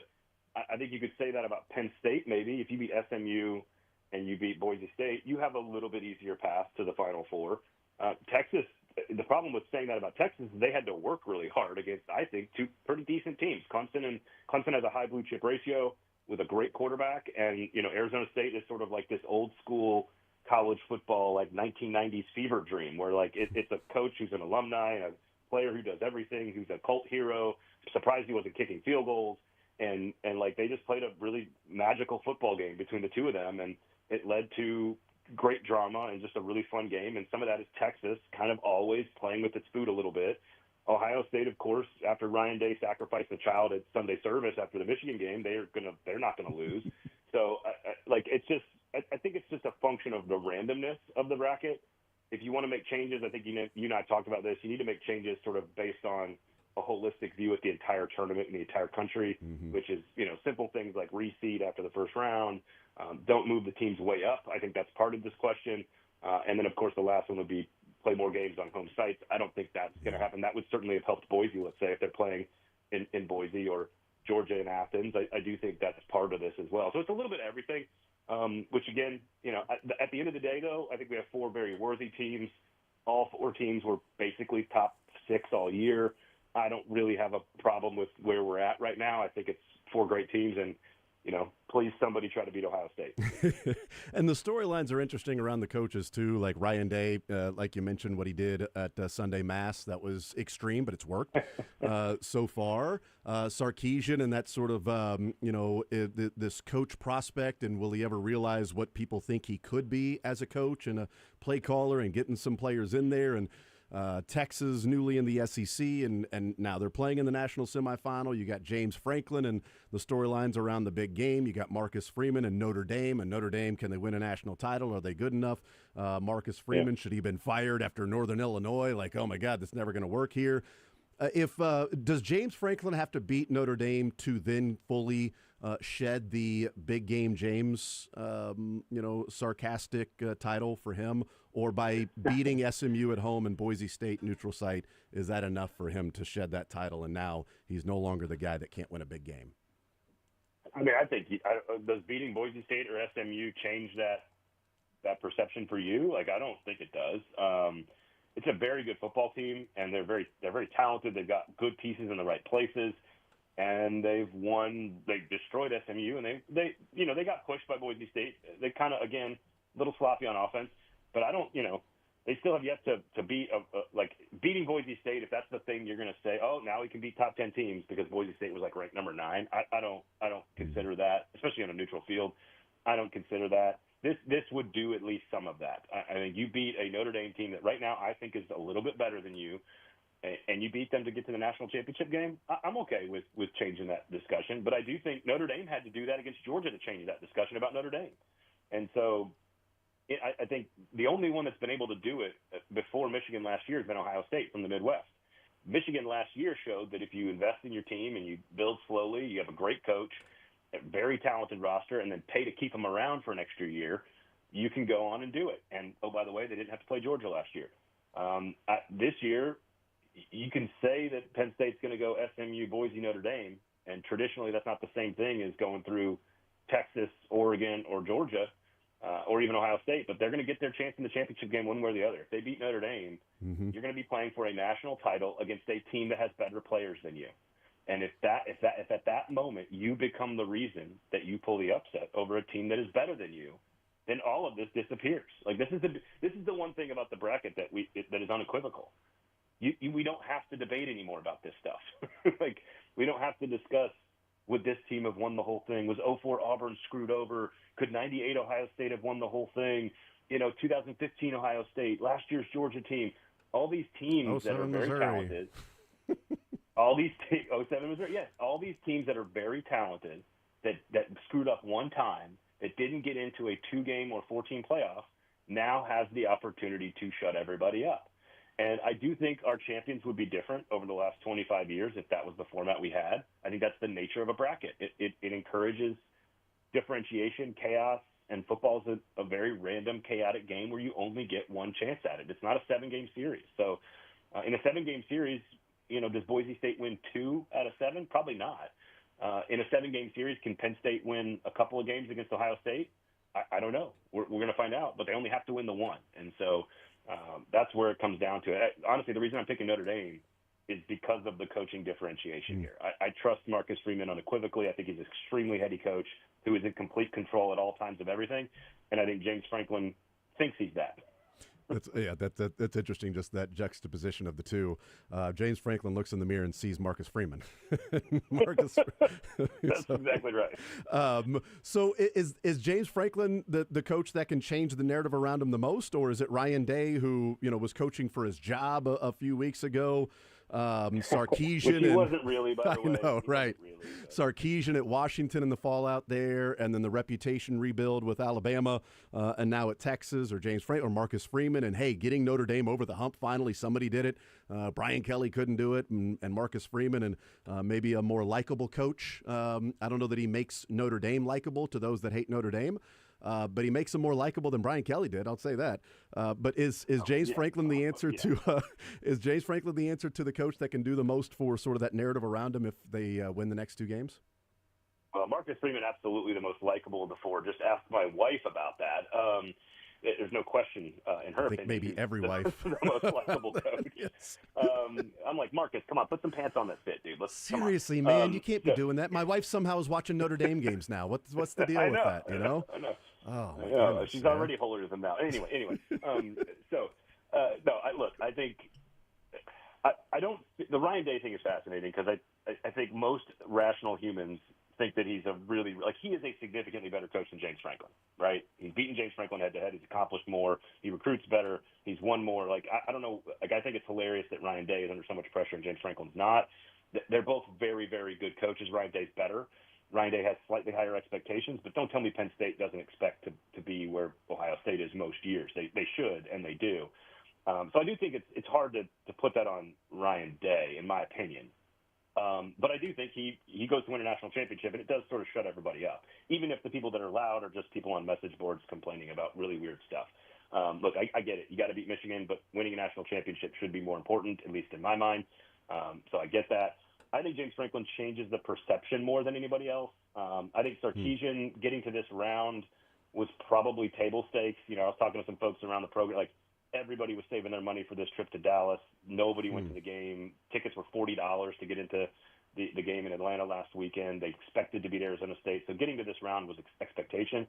To your point about Marcus Freeman, getting to this round was not. Getting to this round and beating Georgia in particular was 30 years of exhaling for Notre Dame to beat a Southern power in a championship setting, and they've done that. And so I think he's kind of playing with house money. So if you're saying who's got the most pressure, I think it's Franklin and Day. If you're asking who can change the perception, I do think that's where Notre Dame as a brand can change its perception, much like Penn State.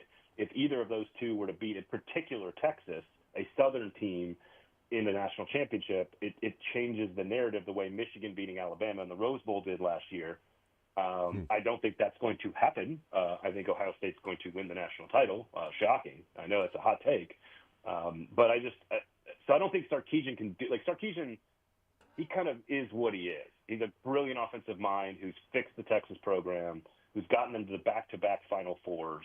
He's got Arch Manning coming back next year. They're a loaded roster. They're not going anywhere. I think they've just sort of elevated themselves to this place in the last 2 years. And you got to be there for a few years and lose before people start having all these opinions about you. I think this is lost in a lot of the conversation, but to go through what he went through personally, which is self-inflicted, and to kind of come out of it the other side, again, I think that's a good part of the human story. So I think he would have to lose this game, even as a 6 or 7 point underdog, and then probably lose again next year before we start to talk about that brand on him. He won a Big 12 championship in impressive fashion, got to 1 quarter away from playing in the national championship game, and now he's back to 1 game away from the national championship game. I think Sark's pretty much proven it, especially now in the SEC. I think Day has proven that he's a pretty damn good coach.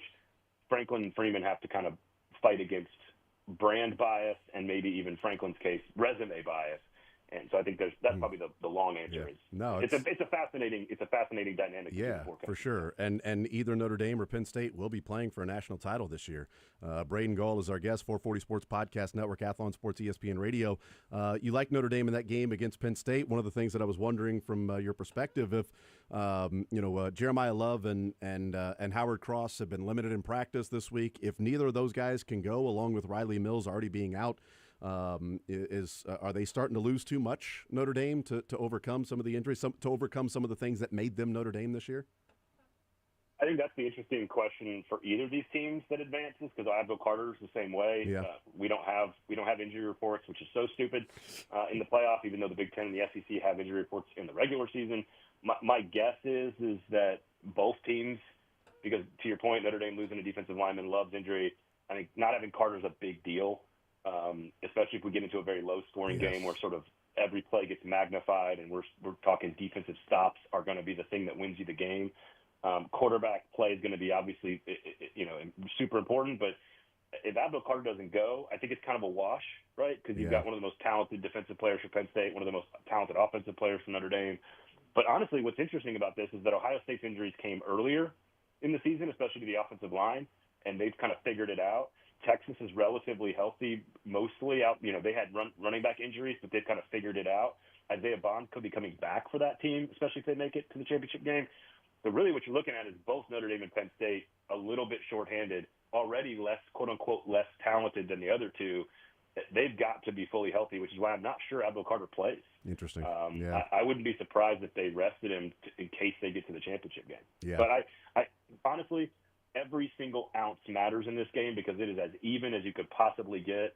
You could go position group by position group. And, again, the reason I'm taking Notre Dame is the difference in coach. I think Marcus Freeman is the reason that this Notre Dame team is here. Mm-hmm. And I don't know what James Franklin is going to do in the critical moments of the game.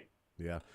So you have Ohio State over Notre Dame, just to write it down before we get these games underway? I guess that's what I'm doing. So. I guess. I mean, I don't know. Or Texas over Notre Dame or Texas over the winner of the Ohio State Texas game is who I'm picking in the championship game. No, sure. that makes sense. OSU or Texas to win the whole thing. Braden Gall, 440 Sports Podcast Network, Athlon Sports, ESPN Radio. Braden, great stuff as always. Very much appreciate the time, brother. Enjoy the football. We'll talk next week when we got our national championship set up. Let's do it. Absolutely. There's Braden Gall. Great stuff from him, as always. Again, ESPN Radio, Athlon Sports, 440 Sports Podcast, and they're covering the GM in name only search there with the Tennessee Titans in Nashville. He's got Ohio State over Notre Dame, or just simply Ohio State or Texas. Whoever wins that game, he has winning the national championship. But he's got Notre Dame beating Penn State. And, yes, Abdul Carter, if he does not play, that's pretty crucial. I mean, you know how good the man is when he wears number 11 for Penn State. If you're wearing number 11 for Penn State, that means they think you're the man. And if he doesn't play, that's significant for Penn State. And if Jeremiah Love or Howard Cross, those guys, either or both, don't play, that's pretty big for Notre Dame. If they play and Abdul Carter does not play, that's pretty significant for Notre Dame in the positive direction. So we'll see. But, yeah, there are some injuries heading into this game, and no updates except for coaches going, we're just going to have to see how practice goes these next few days. Like, we're 2 days away from kickoff, and it's still like, well, we'll see how we're going to practice and everything. Like James Franklin, his mentality is great right now. And got to ask Veach that. And he's trying to play. I haven't talked to Rick yet. The guys haven't come in today, so I don't know how he's doing specifically. But his mentality is really, really good. So yeah, we're 2 days away from Penn State and Notre Dame on Thursday night, which you can hear right here on Sports Radio 810 WHB. And all we know is that Love and Cross for Notre Dame have been practicing, but they have been hobbled in practice, and Abdul Carter is sort of there. But we'll see. We'll see what happens with that. But I'll be pulling for Notre Dame over Penn State, and then I'll just be pulling for, other than that, the final what would be 2 games after Thursday night, because there'll be 2 games remaining. I'll just be pulling for good games. Great drama, good games. Not drama with bad games up until the drama happens at the end, but great games and drama closer to Texas and Arizona State than almost every other game that was being played. We got 3 games left and 3 more opportunities to have some classics here for the championship and the Final Four. Yeah. So we'll see what happens. Let's get 3 good ones. Yes. College football's great until you have these blowouts, and that's why I go, the NFL is a better product. And we'll see this week, and maybe there'll be blowouts this weekend. We'll find out. Let's go through our preferred matchups on the other side of the break. We'll go 1 through 4, the 4 different teams the Chiefs could face off against. We'll tell you number 1 would be our most preferred matchup. Number 4 is the team we would rather not see. Not scared of them, but just, if you had your druthers, you choose the easiest path. That's just smart. And also, we'll get Sterling to weigh in on his ranking 1 through 7. Jack and Dylan and I did that yesterday. Ranked our teams 1 through 7 in the AFC. Not necessarily on opponents they're facing, just sort of how they think they're playing, or how good they are. Power ranking, essentially. Yeah. So we'll do that on the side of the break. We'll get that from Sterling, and the 3 of us will give our preferred opponents 1 through 4 of the 4 possible teams that they could face off against. Todd Lebo comes up at 1 o'clock. Fact or Fiction later on as well. More Zone next.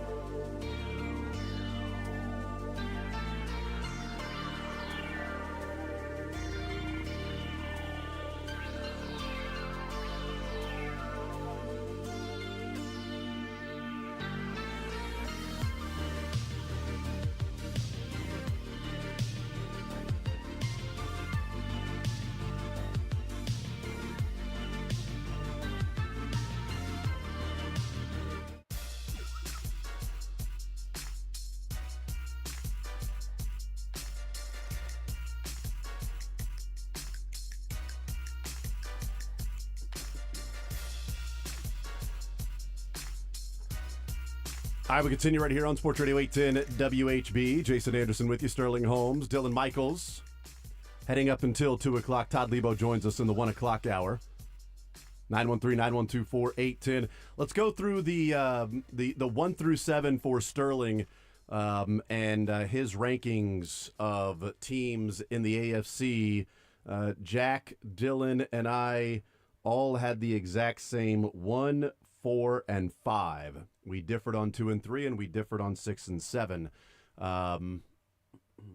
We'll start with number 7 for you, Sterling. We won't even start with Sterling. We'll start and end with Sterling. Let's just go through them. Sterling, what's your number 7 team? Steelers. Steelers. That is the team that Jack and Dylan picked.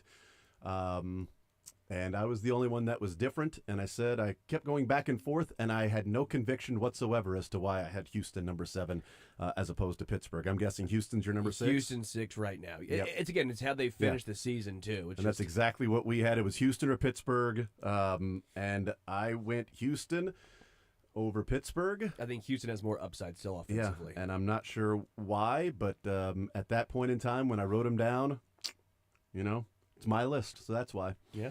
Who's your number 5? Broncos. Denver. That was all of ours that we agreed on. Number 4? Chargers. All of ours that we agreed on. Number 3. I think it's a clear bottom 4, top 3. Yes, absolutely. And that's exactly what we ended up talking about. We're like, you can tier these into the top 3 and then the other 4, and the Chargers seem to be the best of the bottom 4. Top 3. So number 3. Ravens. Baltimore for you. That was mine and Jack's.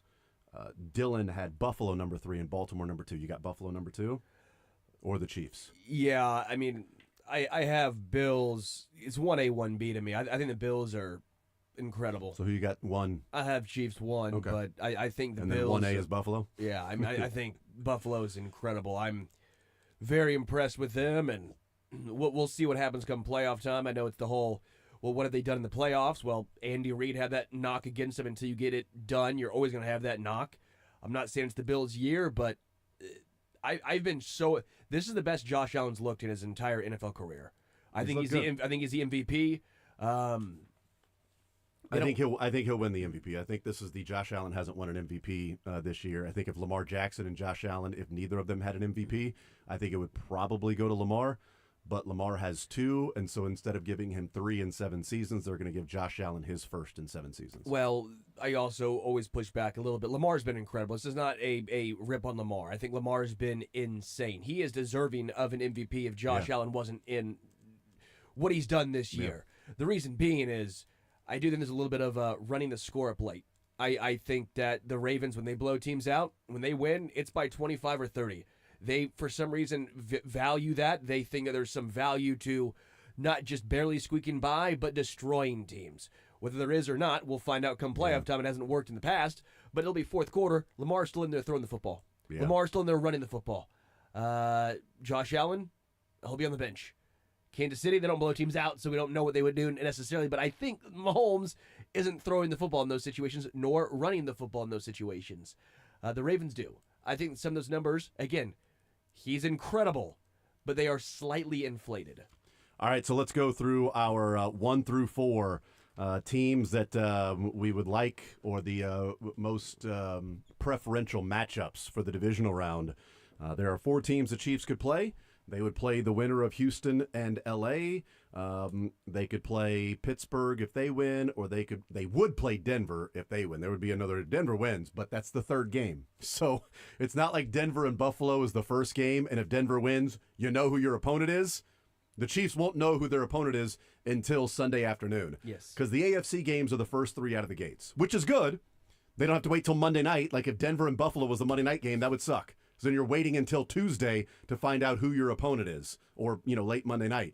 So at least the first 3 games are the AFC, the 2 on Saturday are AFC, and the first game on Sunday is wrapping up the AFC with Denver heading to Buffalo. So 3 o'clock on Sunday, we'll know, or 3:30 at the latest if it's a crazy game, we'll know who the Chiefs are going to be facing off against. Let's go. We'll start with number 1 through number 4. How did you want to view this? Because I think this is just your most preferential. Number 1 is the team you'd like to see them play the most. Number 4 being the team that you would least like to face in the divisional round. Not that you're scared of them or that they're going to lose, but just if you're choosing an easier path, in your mind, what's the easier path, 1 through 4? Just for my point is just for the one game, or is Just it for the one game? That's okay, it. so Just for the division round. not for the whole playoffs, then, because Just for the division answer round. would clearly be the Broncos then, because that means no Buffalo. Right, exactly. No, just for the one game. Just for the one to game. get to the AFC Okay. Championship game. It doesn't matter who you play in the AFC Championship game or what happens on the other side of the bracket. I wanted that caveat Yep. because then Absolutely. I would have It's a good question. said Broncos. It's a good question. Yes, it'd probably be like Denver and Pittsburgh are the two that would be the highest, because then it would be Yes. Baltimore, Buffalo losing. I'm with you, but just that one game to get to the AFC Championship game, independent as to whoever they would face in the AFC Championship game. Perfect. So we start with number 1, what our most preferred matchup would be. My number 1 is Pittsburgh. Sterling? Pittsburgh. Pittsburgh for you. Dylan? Pittsburgh. All right, we're all in agreement that Pittsburgh would be which completely contradicts me having Pittsburgh 6 and Houston 7, by the way. So there you go. Like I said, there wasn't much conviction in that for me. All right, Sterling, we'll start with you on number 2. Who's your number 2 most preferential matchup? Texans. Texans. Texans for me. Okay, well, this is pretty easy. I do think the Texans, though, to an extent, are a team that I want to see them play the first round, because they've collapsed down the stretch. Mm-hmm. But so have the Steelers, honestly, obviously. But the Texans still think have a lot of upside. I'm a believer in C.J. Stroud. They also get their defensive captain back this week, and Alshire. They get him back, so he's out to injure, or he's out to play hard.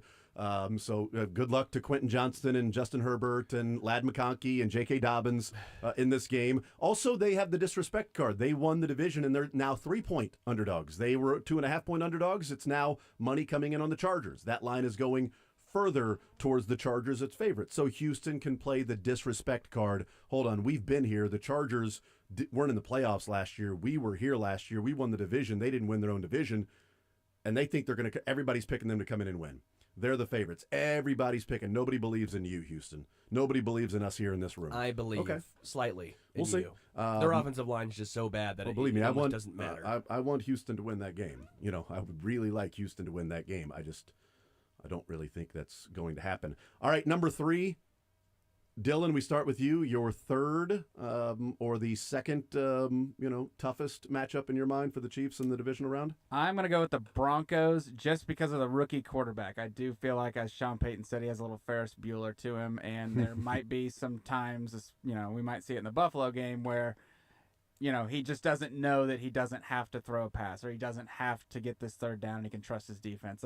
I feel like there will be one of those plays that Herbert, in his, even though it's not great experience to blow a 28-point lead, but he does have experience. So he does have knows- experience blowing a playoff game. Exactly. It wasn't Brandon Staley, though, anymore. So that's also that's true. a big difference. It was not Brandon Staley. That is. Well, it that was, is true. but it's no longer, I should say. Yeah. It is not Brandon Staley now. Yeah, It yes. absolutely was. My number 3 is mine is the Chargers. Mine is I'd prefer essentially I'd prefer the Chargers over the Broncos. Who's your number 3? Broncos. I don't know why you would. Denver? I think the Chargers are the more complete team. I think they're the better coach team. Sorry, Dylan.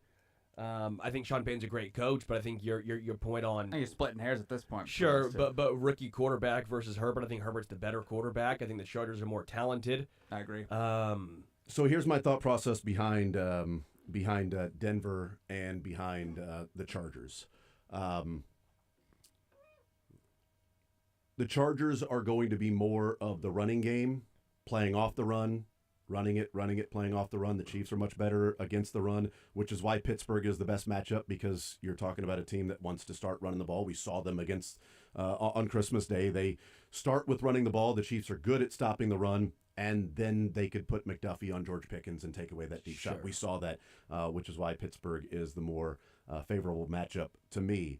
The Chargers wanting to run the football, first of all.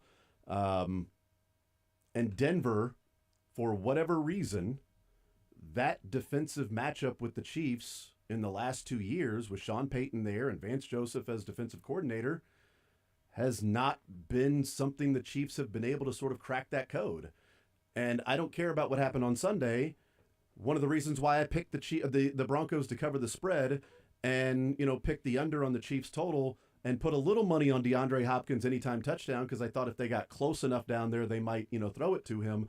But I didn't expect it to be all that close. I didn't think 38-0 was because the Chiefs team with their starters struggled to move the ball against Denver, and it had to have the blocked field goal to be able to win that game. And Cortland Sutton was really good against Trent McDuffie in that game. And obviously he was really good against Najee Johnson in this game, but it was one of Trent McDuffie's worst games, was guarding Cortland Sutton.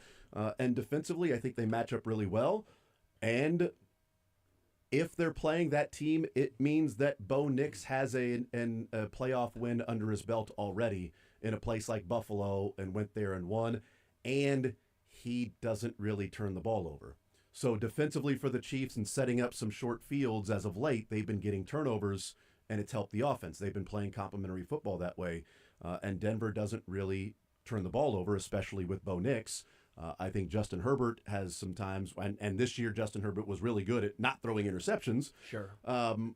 But, Dobbins certainly is better than Estime and Javonte Williams in my mind. But I think the Chiefs can sort of load up and say, we know they're going to start with the run. Their offense is going to start with the run. Are they better with McConkey in the game? Yes, they're better with McConkey in the game. McConkey did not play in that game. But the Denver matchup scares me more than the Chargers for some reason. I just think Ladd McConkey, to me, so good over the middle as well. Mm-hmm. He feasts. Him and Herbert have such a great connection. I know Cortland Sutton's a really good wide receiver too, but or should I say as well. Mm-hmm. But I just, again, I like the Chargers overall. I like their offensive line better, although I will say the Broncos' O-line's been really good this year. Yeah. I mean, that's been a big part of their turnaround is their O-line. And their front putting pressure on Mahomes and that defensive backfield, along with being able to put pressure with four and not having to blitz. But how much is time worrisome. did we see Herbert in the pocket with?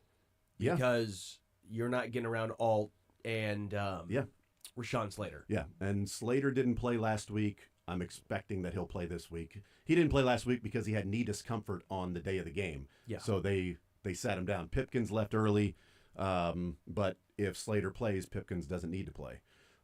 So I think Slater will play. That was knee discomfort before the game, precautionary. We're in the playoffs no matter what. We don't need you going out there and getting injured right before we start our playoff run. You're going to sit down. We're putting Joe Alt at left tackle. We feel fine about Joe Alt at left tackle. We also feel fine without Slater. We can beat the Raiders. And they went out and did that. Yeah. I think the scary part about, these rankings where we kind of differentiate on the last two Just is the that last two, yeah. that these division opponents have done a good job of building their teams to beat the top of the division, which is what you're supposed to do when you hire a coach and GM, which is what you guys, kind of use this exercise in looking at how the hiring process goes this season. Like, are they trying to beat their division opponent? Are they doing a good job of that? Is that head coach going to do that for this team? And so far, both of these coaches have done it. And if the Raiders with Tom Brady kind of running the show a little bit figure it out, then, this is going to be very, very tough. I'm just glad the Raiders won enough games to where now they're picking, 7th? Right. So they're not sitting there with the number one pick. There was enough terrible teams this season. Right. To So they slide down, and I don't know, maybe they reach on a quarterback, although we thought Denver reached on a quarterback, and looks like he fits what Sean Payton wants to do pretty well. Like, Sean Payton might have Alex Smith. And maybe Bo Nix will be better than that, but he's not turning the ball over, and he's accurate, and he's doing the things within the structure of the offense that Sean Payton wants him to do. He can run. He can run. I mean, honestly, like, it might be Sean Payton has an Alex Smith and is going to elevate the people around him within the system, because he's not going to be throwing it to the other team, and he's going to be throwing more accurate than not passes, and especially in that game against the Chiefs backups when he broke the Broncos record for the highest completion percentage in a game, and he broke Peyton Manning's record of highest completion percentage in a game. Should also point out, though, which goes to your guys' argument, it does not help my argument of Denver or the Chargers, of rather seeing the Chargers than the Broncos. The Chargers offense the last 3 weeks, in week 16 against Denver, they had an 89th percentile game of EPA per drive, which was their 4th best game of the season. In week 17 against New England, they had a 93rd percentile EPA per drive game, which was their 2nd best game of the season. And against the Raiders, they had a 94th percentile game of EPA per drive, which was their best game of the season. In fairness, 3 of their top 4 are the last 3 weeks they've played. It's great.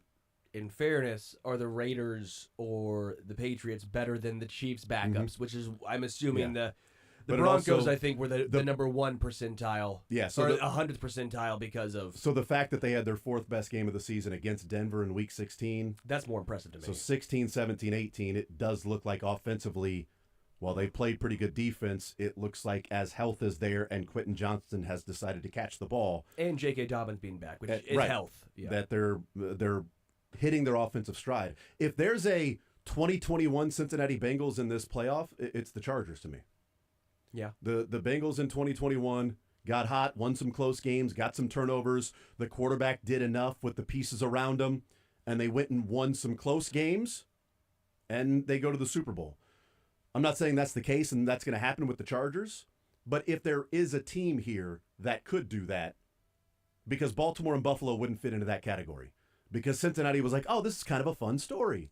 Oh, they got Jamar Chase, the rookie, to go along with T. Higgins, and Burrow's healthy, and he doesn't have a whole lot of time to throw, and Lou Anarumo's scheming up some things. Like and they beat the Chiefs there late in the season, but the Chiefs should have won that game. That's dismissed. Fun little upstart Bengals team. I mean, the Chiefs had them like 3rd and long twice. Like, they should have won that game. I mean, the Chiefs got screwed in that game, right? Whatever the conversation was around that. I think it could be the Chargers this year. If they go to Houston, take care of business. They, had a chance. It was a doinked field goal of beating the Chiefs, on that night game a few weeks ago. And then, can they go to Buffalo and win? Or Baltimore? Or Sure. Depends on, what may happen after that. They may be hosting a game. Who knows?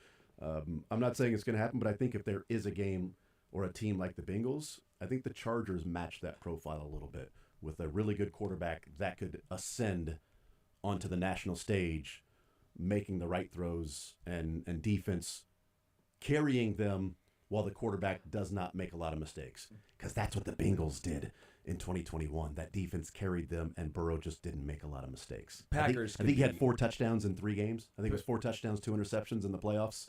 Packers, I think, could be. On the NFC side? On the NFC side. Didn't they set a record in the Tennessee game for sacks in a single game? Or it was close. I think it was 9 or 7 or 9. I can't remember. But that was the whole thing coming in. And then that's what made it harder to swallow that Chris Jones got so close so many times. And in that game, I think it might have been Awuzie for Awuzie for the Bengals. Chased down, I think it was Derrick Henry. In that divisional round game, Derrick Henry was about to score, and Awuzie came from like the other side, and it's like a 50-yard run for Henry, and Henry had to stop and cut back, and because Awuzie worked his way down the field, they tackled him, and on the next play, Tannehill threw an interception, and they win by like 2. Like, if Awuzie just sort of stops and says Derrick Henry's 30 yards across the field, he's going to score, then the Titans win that game. And the rest of history is different. Maybe the Chiefs do go to the Super. Maybe they do beat the Rams that year. Maybe they win 2 of 3 in a 3-year stretch. Who knows what happens there? But credit to them in taking care of business, and that's how close these playoff games can be. One play here or there, chasing somebody down from behind, not knowing what's going to happen on the next play. Interception. I think it might have been Mike Hilton, too, that intercepted Tannehill on like the next play. And Tannehill threw like 3 interceptions. Yeah. But it's also Lou Anarumo was scheming it up and putting Tannehill in tough positions, and the Bengals took advantage of that. Chargers have been an awesome defense this year. One of the best scoring defenses in the NFL, and they can put pressure without blitzing. And they've got a quarterback that can make all the throws. And they've got a really good wide receiver that's going to catch everything and move the chains. And they've got a good running back that, when healthy, can be a difference maker. And they've got a big play wide receiver that, when he wants to catch the ball, can be a difference maker. So they've got some things there. So I understand why the Chargers, it's just, for whatever reason, in my mind, that Denver matchup just scares me. Not that the Chiefs would lose it, just I'd rather play Pittsburgh or Houston or the Chargers. Well, I'd rather play the Broncos than the Bills. So. Well, yes. Honestly, my preference would be Pittsburgh wins and the Chargers win, and then whatever happens in Buffalo and Denver doesn't matter. Even if Buffalo wins, hey, then you get the Steelers, and then the Chargers and Bills play each other. And then the Chargers go to Buffalo and win. And then they play the Chargers at home. Then you get Steelers and Chargers at home. The Chiefs took the hard way last year. Right, give them the easy way. That's right, give them the easy. Give them the KU 2008 Final Four, right? Now, they earned it when they got there. They had to beat, it was all 4 1 seeds there in the Final Four in San Antonio. Only time in the history. Right. The first 4 games to get there, but hey, who cares? They won a national title. I would love Missouri to have an easy path to a Final Four. Only had to stop Steph Curry. When he was on fire and basically broke. It was a 10 seed, Davidson. Get out of here. And beat Jay Wright. You had to beat a 10 seed. You beat like a 12 seed. Stop beat it. Jay Wright. Stop it. We beat 2 1 seeds in the Final Give Four. us Northern Iowa or like a Bucknell. One of those teams, I think. Mizzou has a chance. Oh, maybe Norfolk State. You know, they had it maybe give you like a 4 seed Louisville in the Elite Eight. Oh, wait, they lost to Norfolk in the first round, so they didn't get that easier path that opened up for them. Or maybe don't play zone against Princeton 2 years ago. I don't think that would have mattered anyway. We'll take a timeout. More so next.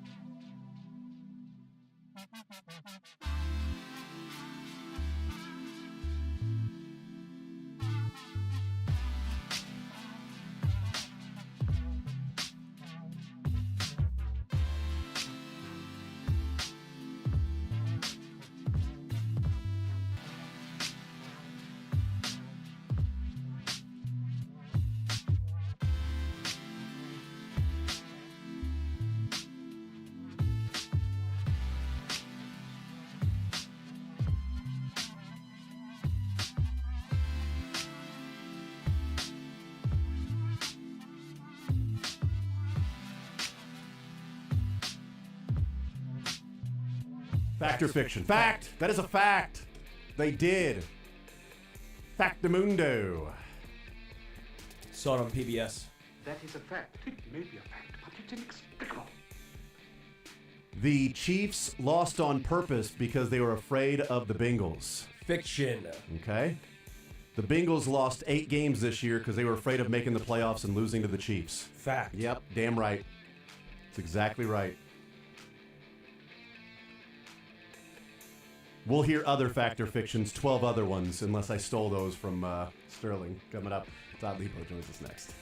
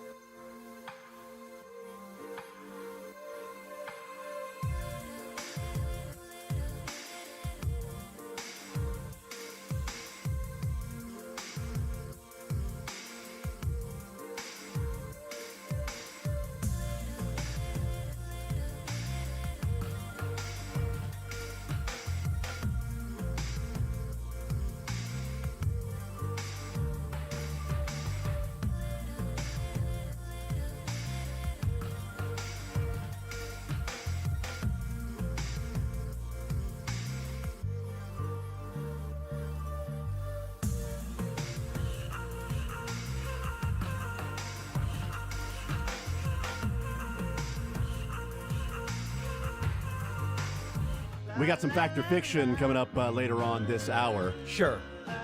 We'll see. We'll see. Yeah, all right. It's sure or we'll see. I don't know. Why not? Yes. Could be. Possibly. Maybe. Fact. Chances are less than probable. And then maybe some other time this week, Sterling will grind his gears on something. I don't know. Yeah, Maybe I forgot. sometime That's a this week. fun. You guys, you did that with Mick Schaefer. You guys grinded your gears. Grind my gears. Snoop Dogg was on there. You know what grinds my gears? Yeah. Snoop Dogg and Andrew Whitworth sweatshirts with suits. Which was odd because in Tahoe he went up to Andrew Whitworth. Don't and he's lie to like, the folk. Dude, I love the hoodie underneath the Don't sport lie. coat, I dude. have It looks gumption. awesome, I would man. not tell him that. Looks so cool, dude. A lot of sweaters Seriously and things appreciate under the jackets now. It's the new thing, man. I like it. Sweaters It's a are good looking. Hey, I get good-looking maybe- look. No, it's not. It's horrible. It looks No, bad. it's not. No, it doesn't. Either dress up or dress down. I don't care if you wear a sweatshirt. Just How about how he dresses however What are he you wants wearing now? Are you dressed That up looks or down? terrible. no. I'm sick. LL Bean, what are you wearing? A backpack for a shirt?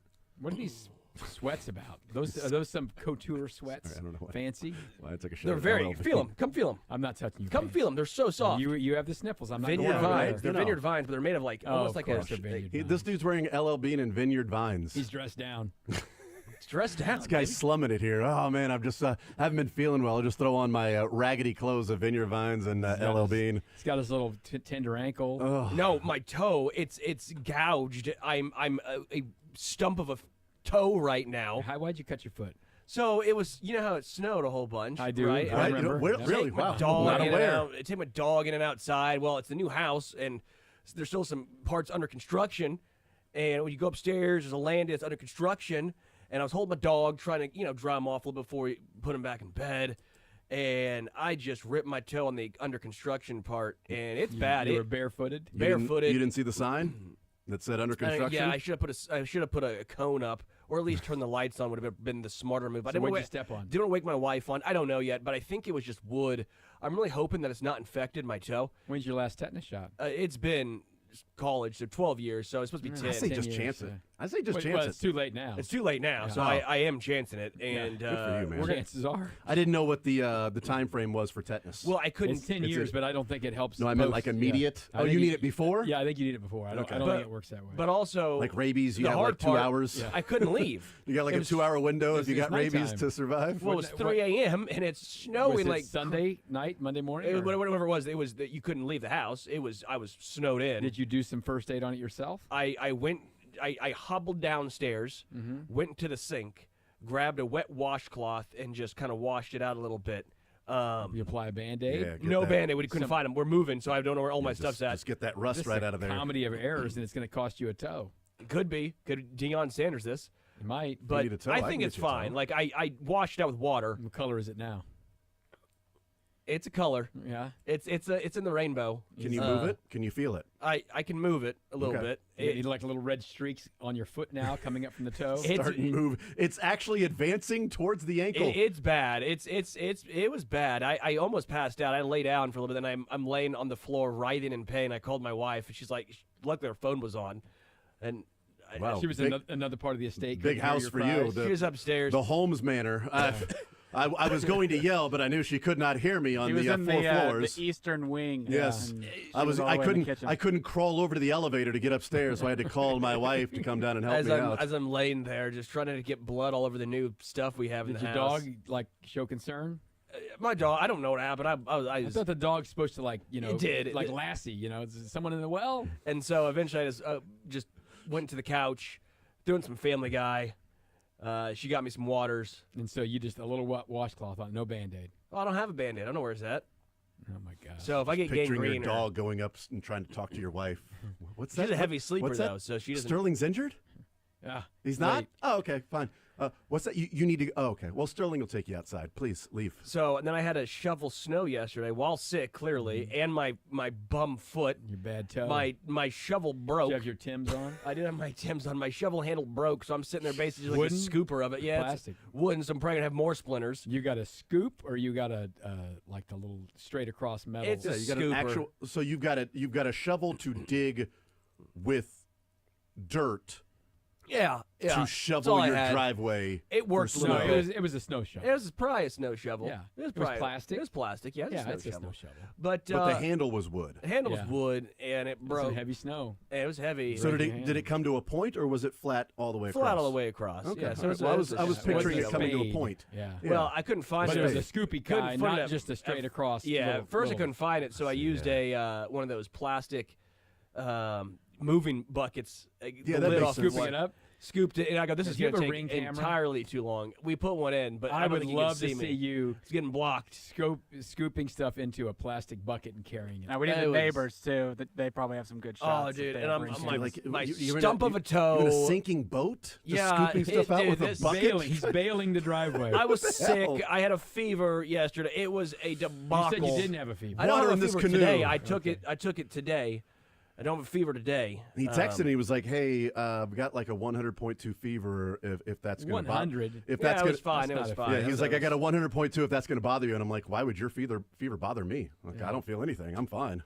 I don't know that why it's your fever, I was just man." trying to be nice. Oh, I see what you're saying. Yeah, I thought you were meaning like, do I feel Yeah. the fever? Yeah, no, it doesn't bother No me at sympathy fever. all. Yeah, no, I don't have fever at all. No, I Like, was can't trying to feel be a your nice pain. fella and be like, "Do you want me to come in tomorrow or not?" You were angling for a day off. I know you were hurt.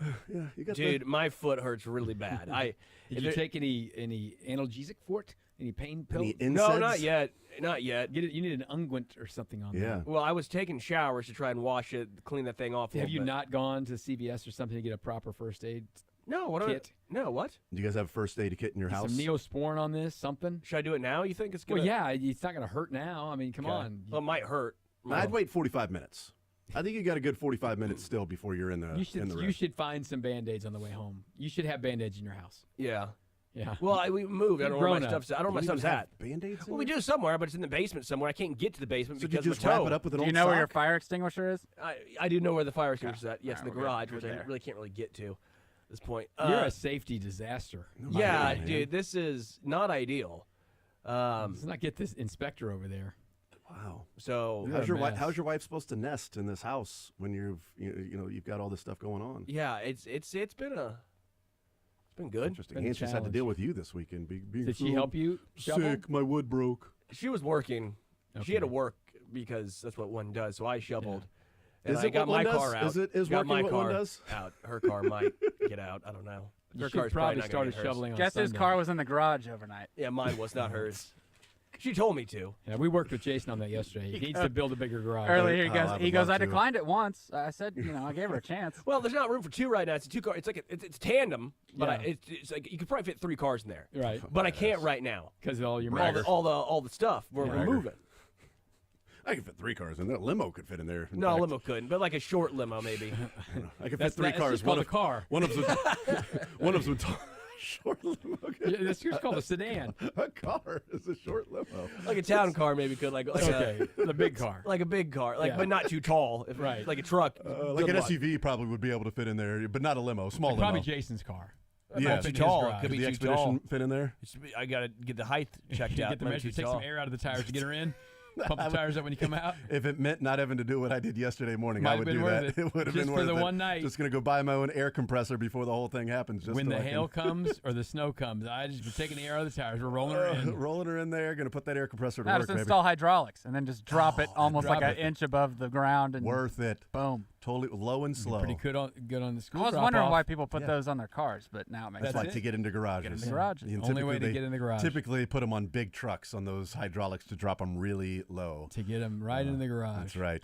Can we hear Mike McDaniel had his press conference today? About 30 minutes ago, Mike McDaniel was They asked. call this a year ender because you don't have a game coming up. I think this is their Okay. year-end press The conference. wrap. Mike McDaniel. The Bengals are having theirs as well sometime, unless they get that petition signed at change.org to put them in the playoffs. We'll see if it gets around to Roger Goodell before the games start this weekend. But Yeah.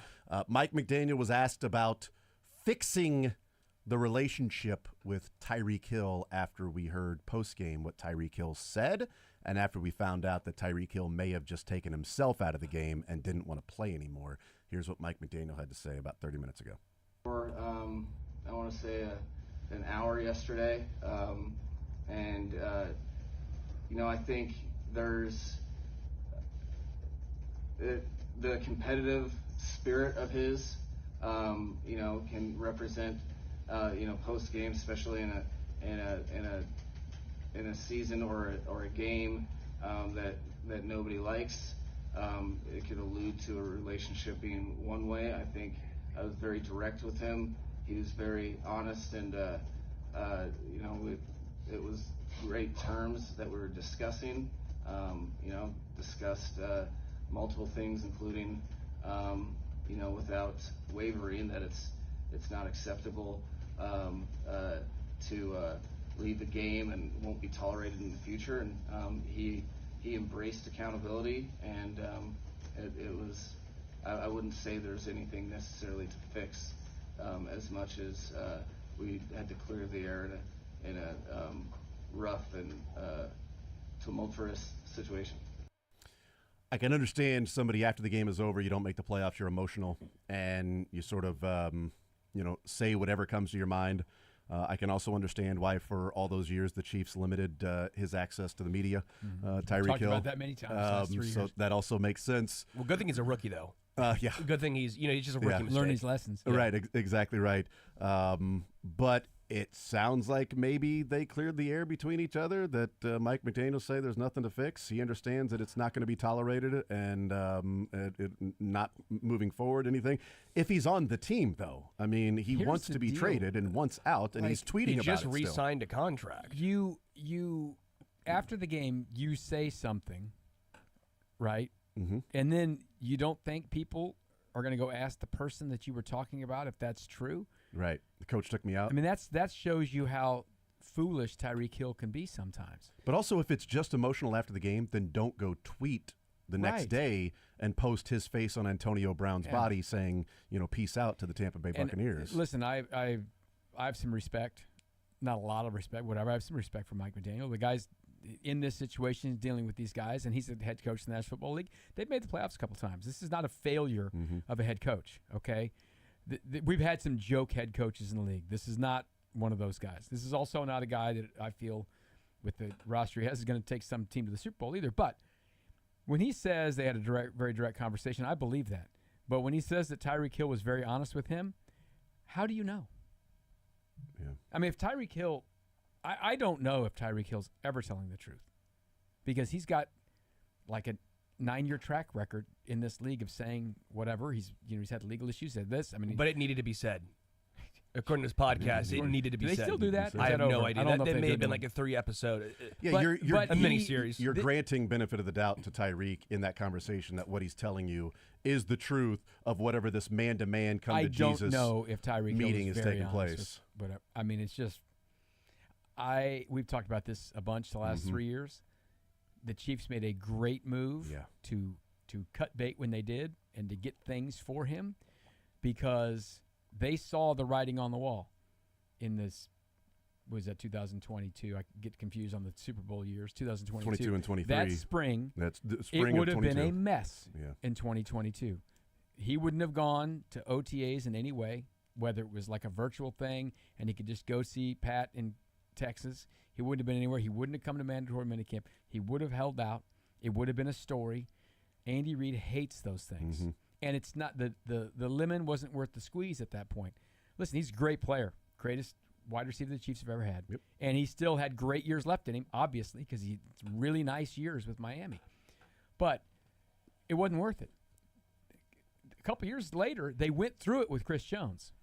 But they could trust Chris Jones to not be so immature about it. He had some little Instagram posts that got people in a tizzy, and I think he had fun with it. But he didn't cause a major stir. We were all just cryptically trying to read these things. We didn't know. I mean, and they went through it. He had his, moment at the Ronald McDonald House Street and went to the game, whatever.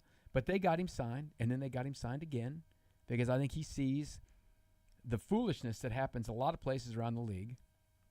And sure, you could maybe go live somewhere warmer that's more convenient to your life or whatever. But you're probably not going to have another parade at those places. You know what I mean? Right. I And mean, Tyreek isn't having a parade anytime soon. Chris Jones is 3 wins away from having his 4th parade and putting him in a crazy list of legacy, and he probably could have just said, screw it, I'm not coming in, tried to do all this stuff, force trades, do all these things. But they played the game with him long enough because he's more valuable than Tyreek Hill was. Yeah. Tyreek Hill, they're like, yeah, I mean, you're great and everything, but we just don't need all this. Yeah, we've got Patrick, we've got Travis. You know, we don't need all feel this. pretty good moving forward. We've got Andy Reid. We're going to draft Sky Moore. Yeah, right. Sky Moore's coming. Absolutely. He's right here. Defensively, you know, Chris Jones is a different beast altogether when it comes to how good and what the value is compared to what else is there that you can build around. And Tyreek Hill is great, but there are fantastic wide receivers all of a sudden. well, now we're seeing it. There's It's a little getting bitty saturated. handful of Chris Joneses in the world. Yeah, now it's Very getting small. saturated with wide receivers in the NFL. Maybe not to the level of Tyreek Hill, but Maybe can not you on get, this roster. Yeah, right. I don't know. But it's amazing to think about, like Tyreek Hill, the best wide receiver in Chiefs history, and if the Chiefs win a Super Bowl this year, this group of players would have 4, and Tyreek would have 1. Mm-hmm. He would, like all of the stuff he did in Kansas City, he got out right before they go on what could be 3 straight Super Bowl championships. He got his money. He got a lot of yards and stuff last year, but he's not going to be going to a parade anytime soon. But would the Chiefs have got it without that trade? That's also part of the I don't know. equation, too. Right, I don't know. I know That's for a why fact they did with the trade, that's but why I it was don't know awesome. without the It's trade. almost like Zach Greinke, that trade where it was a catalyst for the Yeah. Royals, where it's like, oh, you lose your ace, but look what you got back in return. Yeah. Can you have said you would have won the World Series without Alcides, Yeah, I Lorenzo, and Oh, they I would say definitely no. wouldn't have. No. Exactly, And the so- Chiefs probably wouldn't have. Who knows? Maybe they Yeah. could have. Maybe they could have. But I know this much. It was going to be uncomfortable in that Mm-hmm. building for a lot of people if Tyreek did the big holdout and all the mess. Andy just doesn't like that stuff. Yeah. He doesn't I like mean, it. he talked when Orlando Brown tried to do it and through the media, and Andy said that's not how we handle things around here. Yeah. Chris Jones had at least earned some of the year's worth of the Yeah. shenanigans that took place, and then showing up to the first game of the season, which didn't go over well with the Chiefs brass. And at that point, then Chris Jones also went to his agents and said, "Just get it done. I want to go play." You know, that may have been the best thing. He signed a deal that wasn't great for No, him, and he had like to have to play 48 his butt hours off later. to try to Yeah. get his million. He wasn't totally whole because he didn't get all of the things. Right, yeah. He got a lot of them. Yeah. And Andy respected and liked him enough to say, "I'll let you go out here and try to do this." Yep. In a week that everybody's resting and we got to worry about winning 4 games to win a Super Bowl, I'll let you go play until you get your sack. Yeah. And he got his sack and he got out of the game. And also the Chiefs were perfectly fine with getting the incentives. And I think that's, part of the organization. I think they're perfectly fine with getting the incentives. That shows the relationship between Jones and as little as we think of Mm-hmm. his agents. But listen, Tyreek Hill's got Drew Rosenhaus, and Drew Rosenhaus. I don't think the Chiefs have a big pile of Drew Rosenhaus guys. Do they have anybody else? that's Maybe Drew I don't know. Rosenhaus? Maybe D Hop might be. I don't know. I don't Yeah, I know guess he might be, because yeah. he's like one of these guys from outside. And Yeah. Chris Jones's guys worked for Drew Rosenhaus and left. And then left, yeah. So they're like the worst of Drew Defectors. Rosenhaus. The- I mean, the Drew and they have, by defectors. the way, one of the best players in football, and they don't have a stable of people. Mhm. So they have not parlayed it into something. But Drew Rosenhaus and Tyreek Hill are a perfect marriage for each other, but it's not a perfect marriage for wherever they're playing. And a couple of things with that. If you trade for Tyreek Hill, the next 2 years in his contract, he's still owed $40 million. That's the base salary. So he's going to get $40 million over the next 2 years. You can restructure the deal. I would say Tyreek Hill at $20 million a year is a bargain in how much a lot of wide receivers are going for, but you're also then paying what it would take in draft capital to trade for him.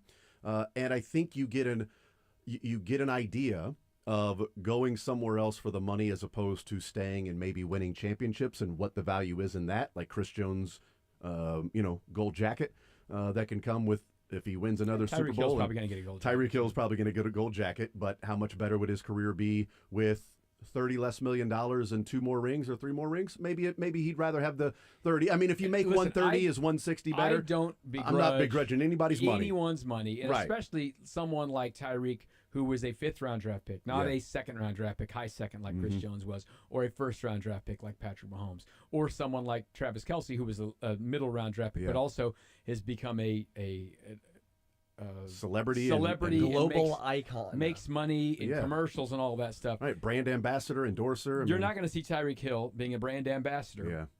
for any major company. It's just not going to happen. That's his own doing, mostly. Mm-hmm. So, listen, this is how he gets to make his money. He gets to make his money playing football. And he has created a situation for himself where he's got bills that not everyone in the world has. Paying for kids and whatever, lawyers and this and that and the other. So listen, you got to go make money. Yeah. So I whatever. And man. also, you end up in Miami, and I haven't followed Mike McDaniel week by week like we do here with the Kansas City Chiefs, but I didn't send Dylan this clip. I'll just paraphrase the clip. We don't even need to play it, but maybe we could play it another time. But Mike McDaniel answered some questions about the fact that they have had a number of players continually be late for meetings. And he said, the money is immaterial. I'm finding them and they're just not responding. And it's, a group of different players. And then you got some players that it's the same group of players. You know what you'll never hear in Kansas City is a group of players continually showing up late to meetings to the point that they've been fined multiple times and fined over and over, to where Mike McDaniel's saying, I don't know how to reach them. At a postseason press conference. Can you imagine Andy Reid saying that? End of season press conference saying, I don't know how to reach these guys. Well, if they're not listening to you to show up to meetings, no wonder they're not winning games. Like, if they can't even respect the organization enough to show up on time to their job, their meetings, to the point that you're fining them multiple times, to then you're talking about it and saying the money is not a detriment. Selfish. These guys. Bad culture. Right, that's and a culture it's not thing. Surprising that is a culture thing. Because that's a talented team. Yeah. Listen, I know they had injury at quarterback and all that stuff, but they shouldn't have been in this situation. They shouldn't have been. I mean, they had Tua was been, injured 2 years ago, and they made the playoffs. Yeah. They damn near went to Buffalo and won. Made the playoffs. They played like they honestly. The Chiefs were terrible on Sunday. I think the Jets were worse. The Jets or Dolphins? I mean, the Dolphins. Yeah, they were worse. The Dolphins were trying. They theoretically were trying to play. Now maybe they gave up when they saw it was 14. Well, Tyreek gave up. He said, "I saw the Chiefs were losing, and so what's the point?" Yeah. Well, the point is, you're supposed to be a competitor and go out there and play. That's the point. That's what the money's for. Yeah, right. To go out there and play. That's what the money. I just wanted a little appreciation. That's what the money's the for. money, bro. And I guess here's the deal. You suit it up, the money's coming whether you catch a pass or not, or in or out, or maybe they'll fine him. I don't know, but well, apparently fines don't matter there in the locker room and the he was meetings very with the Miami honest in Dolphins. his conversation. With Mike McDaniel hopes he was very honest. Honest Hill, that's what they call him. In a tough situation. So there you go in Miami, guys, continuing to show up late, and your captain, Tyreek Hill, captain. Has said, trade me, I'm out, the door's open. Hit the under on that one. Does anyone care to weeks ago. hear the list of Drew Rosenhaus Chiefs? Yeah. It's very short. Okay. Yes. One will make everyone a little upset here, but one is Deion Bush. The other is Josh Uche. So Deion Bush went to Miami, so he's from down there. Yeah. Jawan Taylor. Oh yeah, that's He is a Florida man. Guy. Yeah, so Florida that's guy. it. We got three guys. Yeah, he's a Florida man. Florida man. Florida man. Not a Miami guy, but a Florida man. Yes. All right, let's take a timeout. We'll come back. Fact or fiction? There are only 3 players that are Drew Rosenhaus clients on the Chiefs. I feel like we just figured out that's Dylan said it's a fact. We'll see. Why not?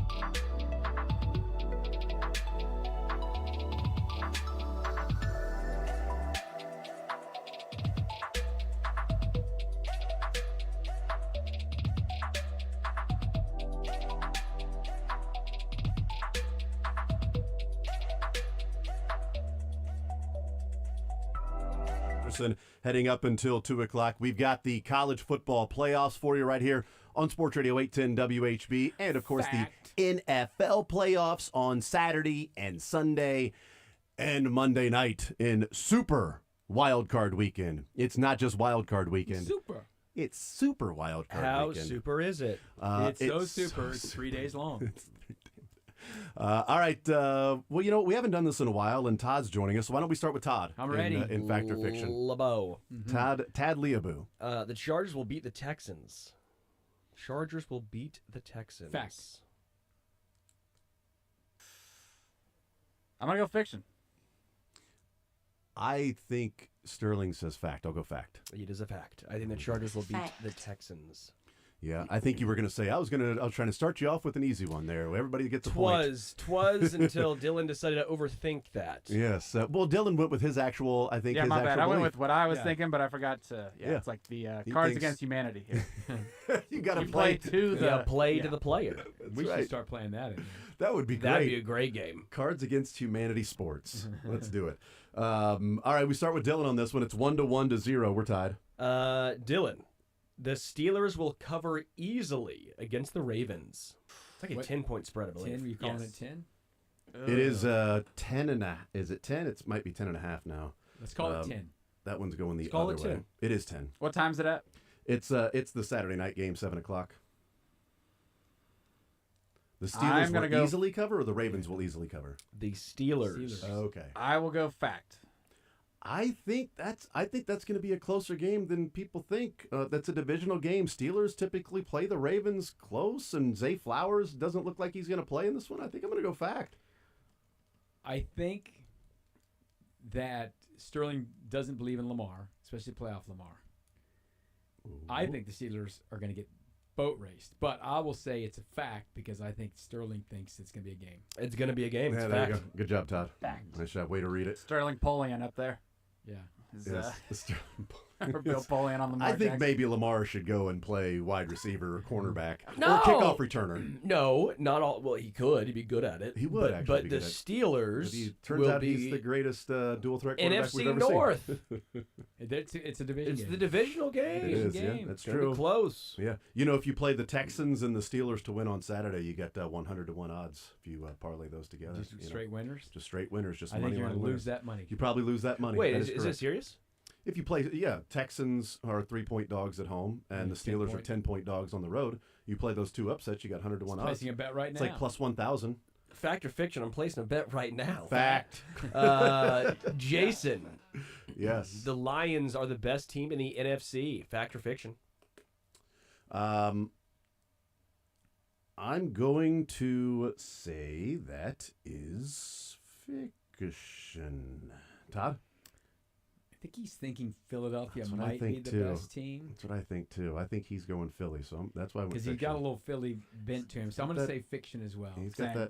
that, West Philadelphia, born and raised. Yep. Place called the Plateau is where everybody goes. Fiction. Yeah, it's fiction. It's the Okay, Eagles. yep, I yep, didn't it's the the Eagles. Eagles. There we go, Well, yep. because the injuries to Detroit. That's Yeah. what it comes down to. I think the injuries. Jalen Hurts still in concussion protocol. True. Hurts is still in concussion protocol. McVee's their guy. Yeah. Dog, that's a good you point. said 100-1. It's 10-1. That My ain't bad. worth it. My bad. Gosh. Sorry about that. I don't believe in it that much. Yeah, That's why I said it's plus 1,000. Neither odds are worth Yeah, it. right. It's plus 1,000. It's not. It's 10-1, not 100-1. Gosh. My bad. Is Jason? it worth it though? No. Yeah, it is. Put $1 on it. Win Fiction. $10. Fiction. Yeah. Sorry. Maybe I added in the Broncos on that one. I don't know what you did, but I Hold on. bleep and hate it. I'm up. Leaboo. Yes. Mm-hmm. There will be 2 or fewer upsets 50-1. seeding-wise in the 50-1. wild card round. 50-1. Texans, Steelers, and Broncos. 2 or 50-1. fewer upsets seeding wise. So if I think the Chargers are going to win, that's a seed upset. Yes.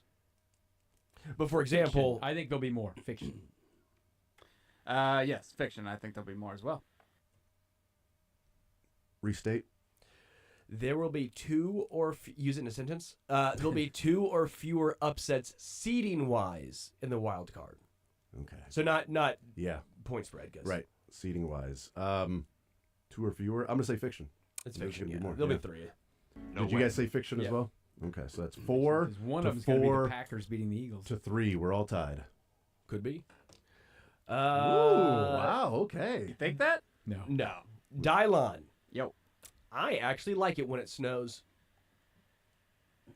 Oh man. He sold it well with how he Right. said it. And I don't know if he would have a different opinion if he wasn't sick yesterday. So I'm gonna go fact. I think you like snow. No, I think he and Mick talk about how the cold weather sucks. Oh, give me the hot weather. Oh, it's going to be fiction for Total Sterling. He fiction. hates snow. Florida man, golf boy. Fact, but What? Correct. I like it when it's hot. I like it being in Florida and golfing. but you like it all? You like the snow? if it's gonna be cold, give me snow. If it's gonna be cold, I want Dylan, this. We're actually tied right 4-4-4. We're tied. now. We're really tied. really tied at 4. I'll go first on this one since we're all tied, and I'm next up. Jason Derulo. Yep. The Jets should bring back Aaron Rodgers. Fiction. Fiction. I go fact because what else is out there for him? I mean, really. My bloody stump of a toe would be better. Fiction. Fiction. Okay, we were tied for a Dylan, you second. caught back up. I just don't know who they're gonna go get. That's a better. Well, don't they have who's you? their backup right now? Yeah, well, in reality, Bring Bloody back stump Zach. of a toe? Bring back Zach Wilson. There you go. Go get Zach Dylan Wilson. should be leading, but he's Isn't missed the Jordan- Go two. get He's Sam battling. Darnold. Jordan Travis is on their team. He almost had Florida State in the See, playoff. there you go. Go get Sam Darnold on your team. Could be available. See what that'll be like. Yeah, they're good with it, oft-injured quarterbacks. Yeah, for sure. Let's lead off with Todd. We are halfway through. It's 5-4. We're all tied. I think Lamar Jackson is the MVP this year. That's fiction. You love Josh Allen so much. I can't remember which one of you had the take of it's. I'm gonna go. No, I'll go fact. You think it's fiction? You think it's Josh Allen, right? That would be the answer. You said fact. State it again. Yeah, Yeah, 'cause say, my bad. Fact. Dylan's on. Lamar. Dylan's on the right Fact is path. Lamar. I need the question again, sir. I think Lamar is the MVP this year. Todd, you said fiction. Origin is English. I'm gonna go fact because I think it was you that said that. Nope, it's fiction. It's fiction. It's fiction. He wants. He's got Joshy Josh Allen. boy. He's been pining for Josh Allen for 3 Drew years on Pi- this. Yep. Drew Pining. Drew been Pining. Josh. Drew pining. Yeah, he's been saying let Chris Josh Pining. Allen cook. So he was given. Drew pining. There's the burden is on Lamar Jackson. Yeah. Anybody else Yeah, there? it's a good one. If you think Lamar Jackson, you need to have some Johnny Walker. There you I'm go. killing it right now, Yeah. guys. Oh my gosh. It's not Carvel. It's Carnell. Oh, But It's whatever. yeah, I couldn't think of like Fudgy the Whale or You're delirious right now. Cookie Puss. Yeah. okay. Dylan's up. Dylan's up. Wow, right. I'm struggling. Yeah. Well, it's Struggling 6-4. We're all Jolene. tied.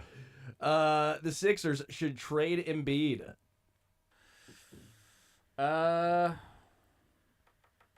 They're back in it, right? Like they're lurking. They're at the 10. They're the 11. That's That's it. lurking.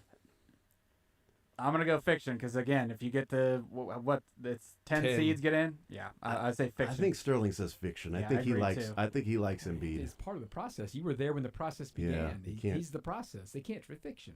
Fact. Oh my gosh! Wow. Process is over. Blow it up. It's done. Wow. Blow it up. I'm Wow. done.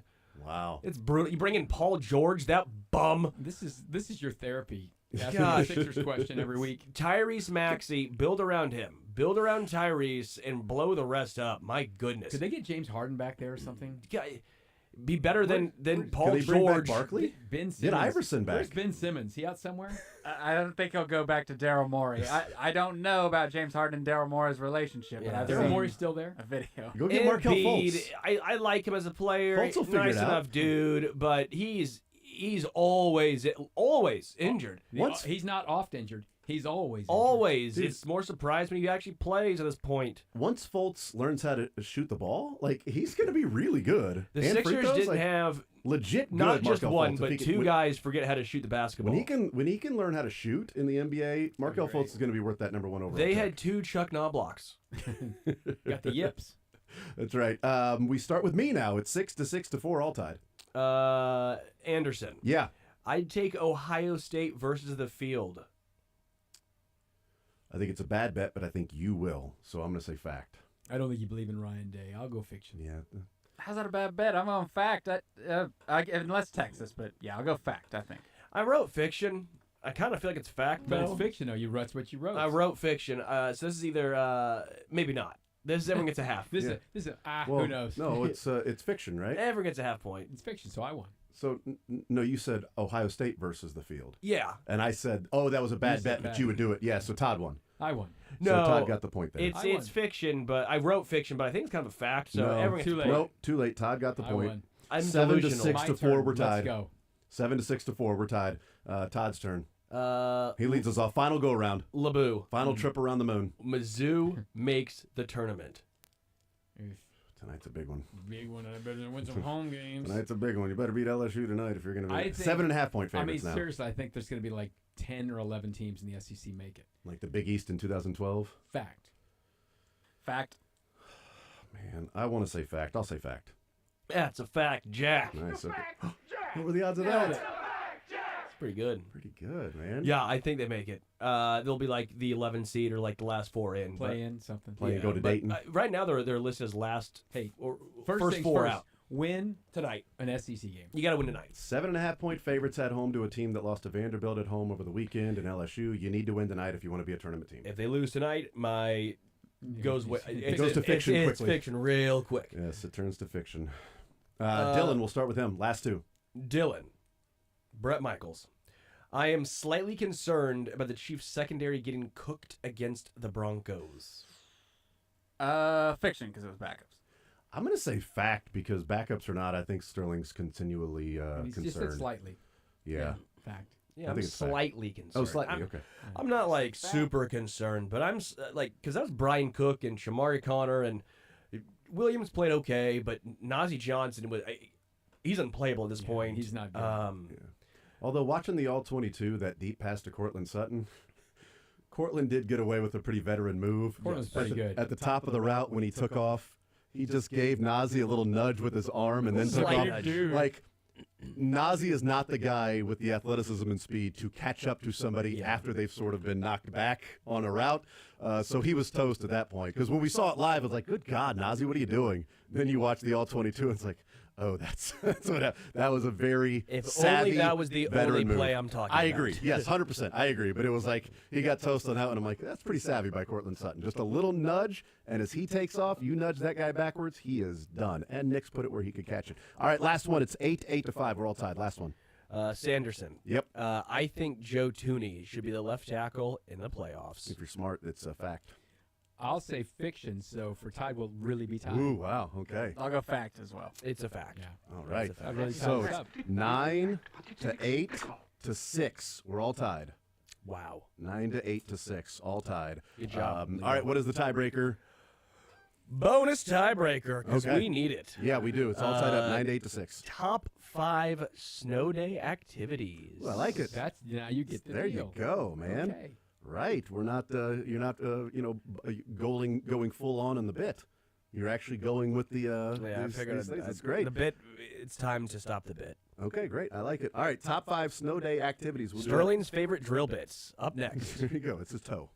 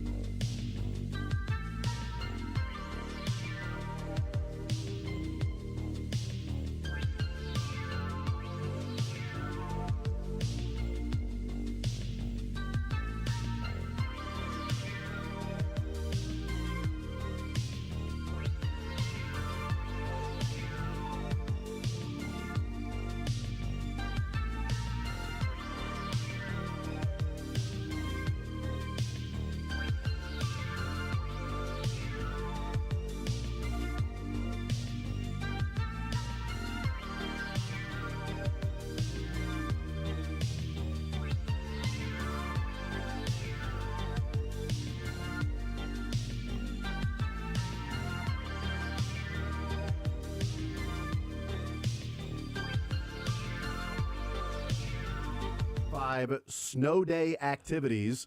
And I tried to get clarification from Sterling. Is this what we would do now or what we would have done as kids enjoying like a snow day from school? And Sterling said, whatever. I don't care, whatever. Well, sledding is number one. Sledding's there. Sledding's number one. Number one? Sledding, Okay. Dylan? Sledding, number one for you? And it could even be behind a car, behind sledding's Okay, tight. just- I got the Sledding. snowball fight. Yeah, I got the snowball fight on here. You got that too, Dylan? Snowball fight. Snowball fight in your that's top on there. 5. Yeah, that's in there. I got to watch a movie inside. No movie. I got playing video games inside because it's a snow day. no video games. Okay. I got a pickup football game. Oh, yeah, I had backyard football. Should have, didn't do it. You didn't do backyard football? Yeah, that was dumb. I feel Yeah. half point. Y'all's get a half Okay, point. cool. That was on me. I put shoveling the snow. No, Oh, shut. no way. No. No What? way. It's fine. It's a good workout, but I don't want to do No it. way. No way. You and your wife take walks in the snow because you like the No, look of I'm it? not getting my feet wet. Just joking. I know that you won't take walks in the snow. Sucks. You don't even have 10 toes right now to walk on. Put, 9.5. Snuggling inside. If Isaiah Likely had my toes, that's a touchdown. You guys have hot chocolate by the fire Little on a snuggle. snow day. Little snuggling. So you guys are guessed like 12 already. Heavy snuggling. It is Heavy half point, snuggling. Half point. Heavy I'll give you snuggling. a half. There's snow coming down heavy, and it's a heavy snuggling. Sledding. Yeah. Snowball fight. Uh-huh. Reading a book. I love reading a book Oh, when it forget he snows. likes We to went read. movies and video games like, you know, Those any general dirty man would. books. Love Now, reading a book. sipping whiskey is going to be the other one. It's little boozing / using the snow as a beer fridge. Yeah. I love using the snow as a beer fridge. So that's great. Like you go should've- outside, you just put the bottles in the If it's really cold, it's almost too cold out there. yeah, I get a little cold, I but gotta think through the eyes of it's Sterling. a little. Damn it! It's What's your hashtag other little one? boozing, Last using one? the snow, and then puzzling. Oh, yeah, puzzle. Puzzling board games. I'm a big puzzle guy. Yeah. Yeah, see, That's I when went you with go the video outside, you grab your games. beers I went from with the the video games fridge, and and the hot chocolate and fire, but I should have said booze Yeah. by the fire, snuggling. But no backyard football in there. Well, it's on me. It's half point. Because when you were young, like your Yes. snow day, you were 100% texting Yeah. people. All right, The hey, best. Didn't where are we hurt as getting much when together? we got tackled. No doubt. I great. still have There's- chips missing in my elbow from playing backyard football, getting Why? It tackled didn't on hurt. ice. Oh, Didn't need hurt to you have to it snow shaved to down. shave my toe down.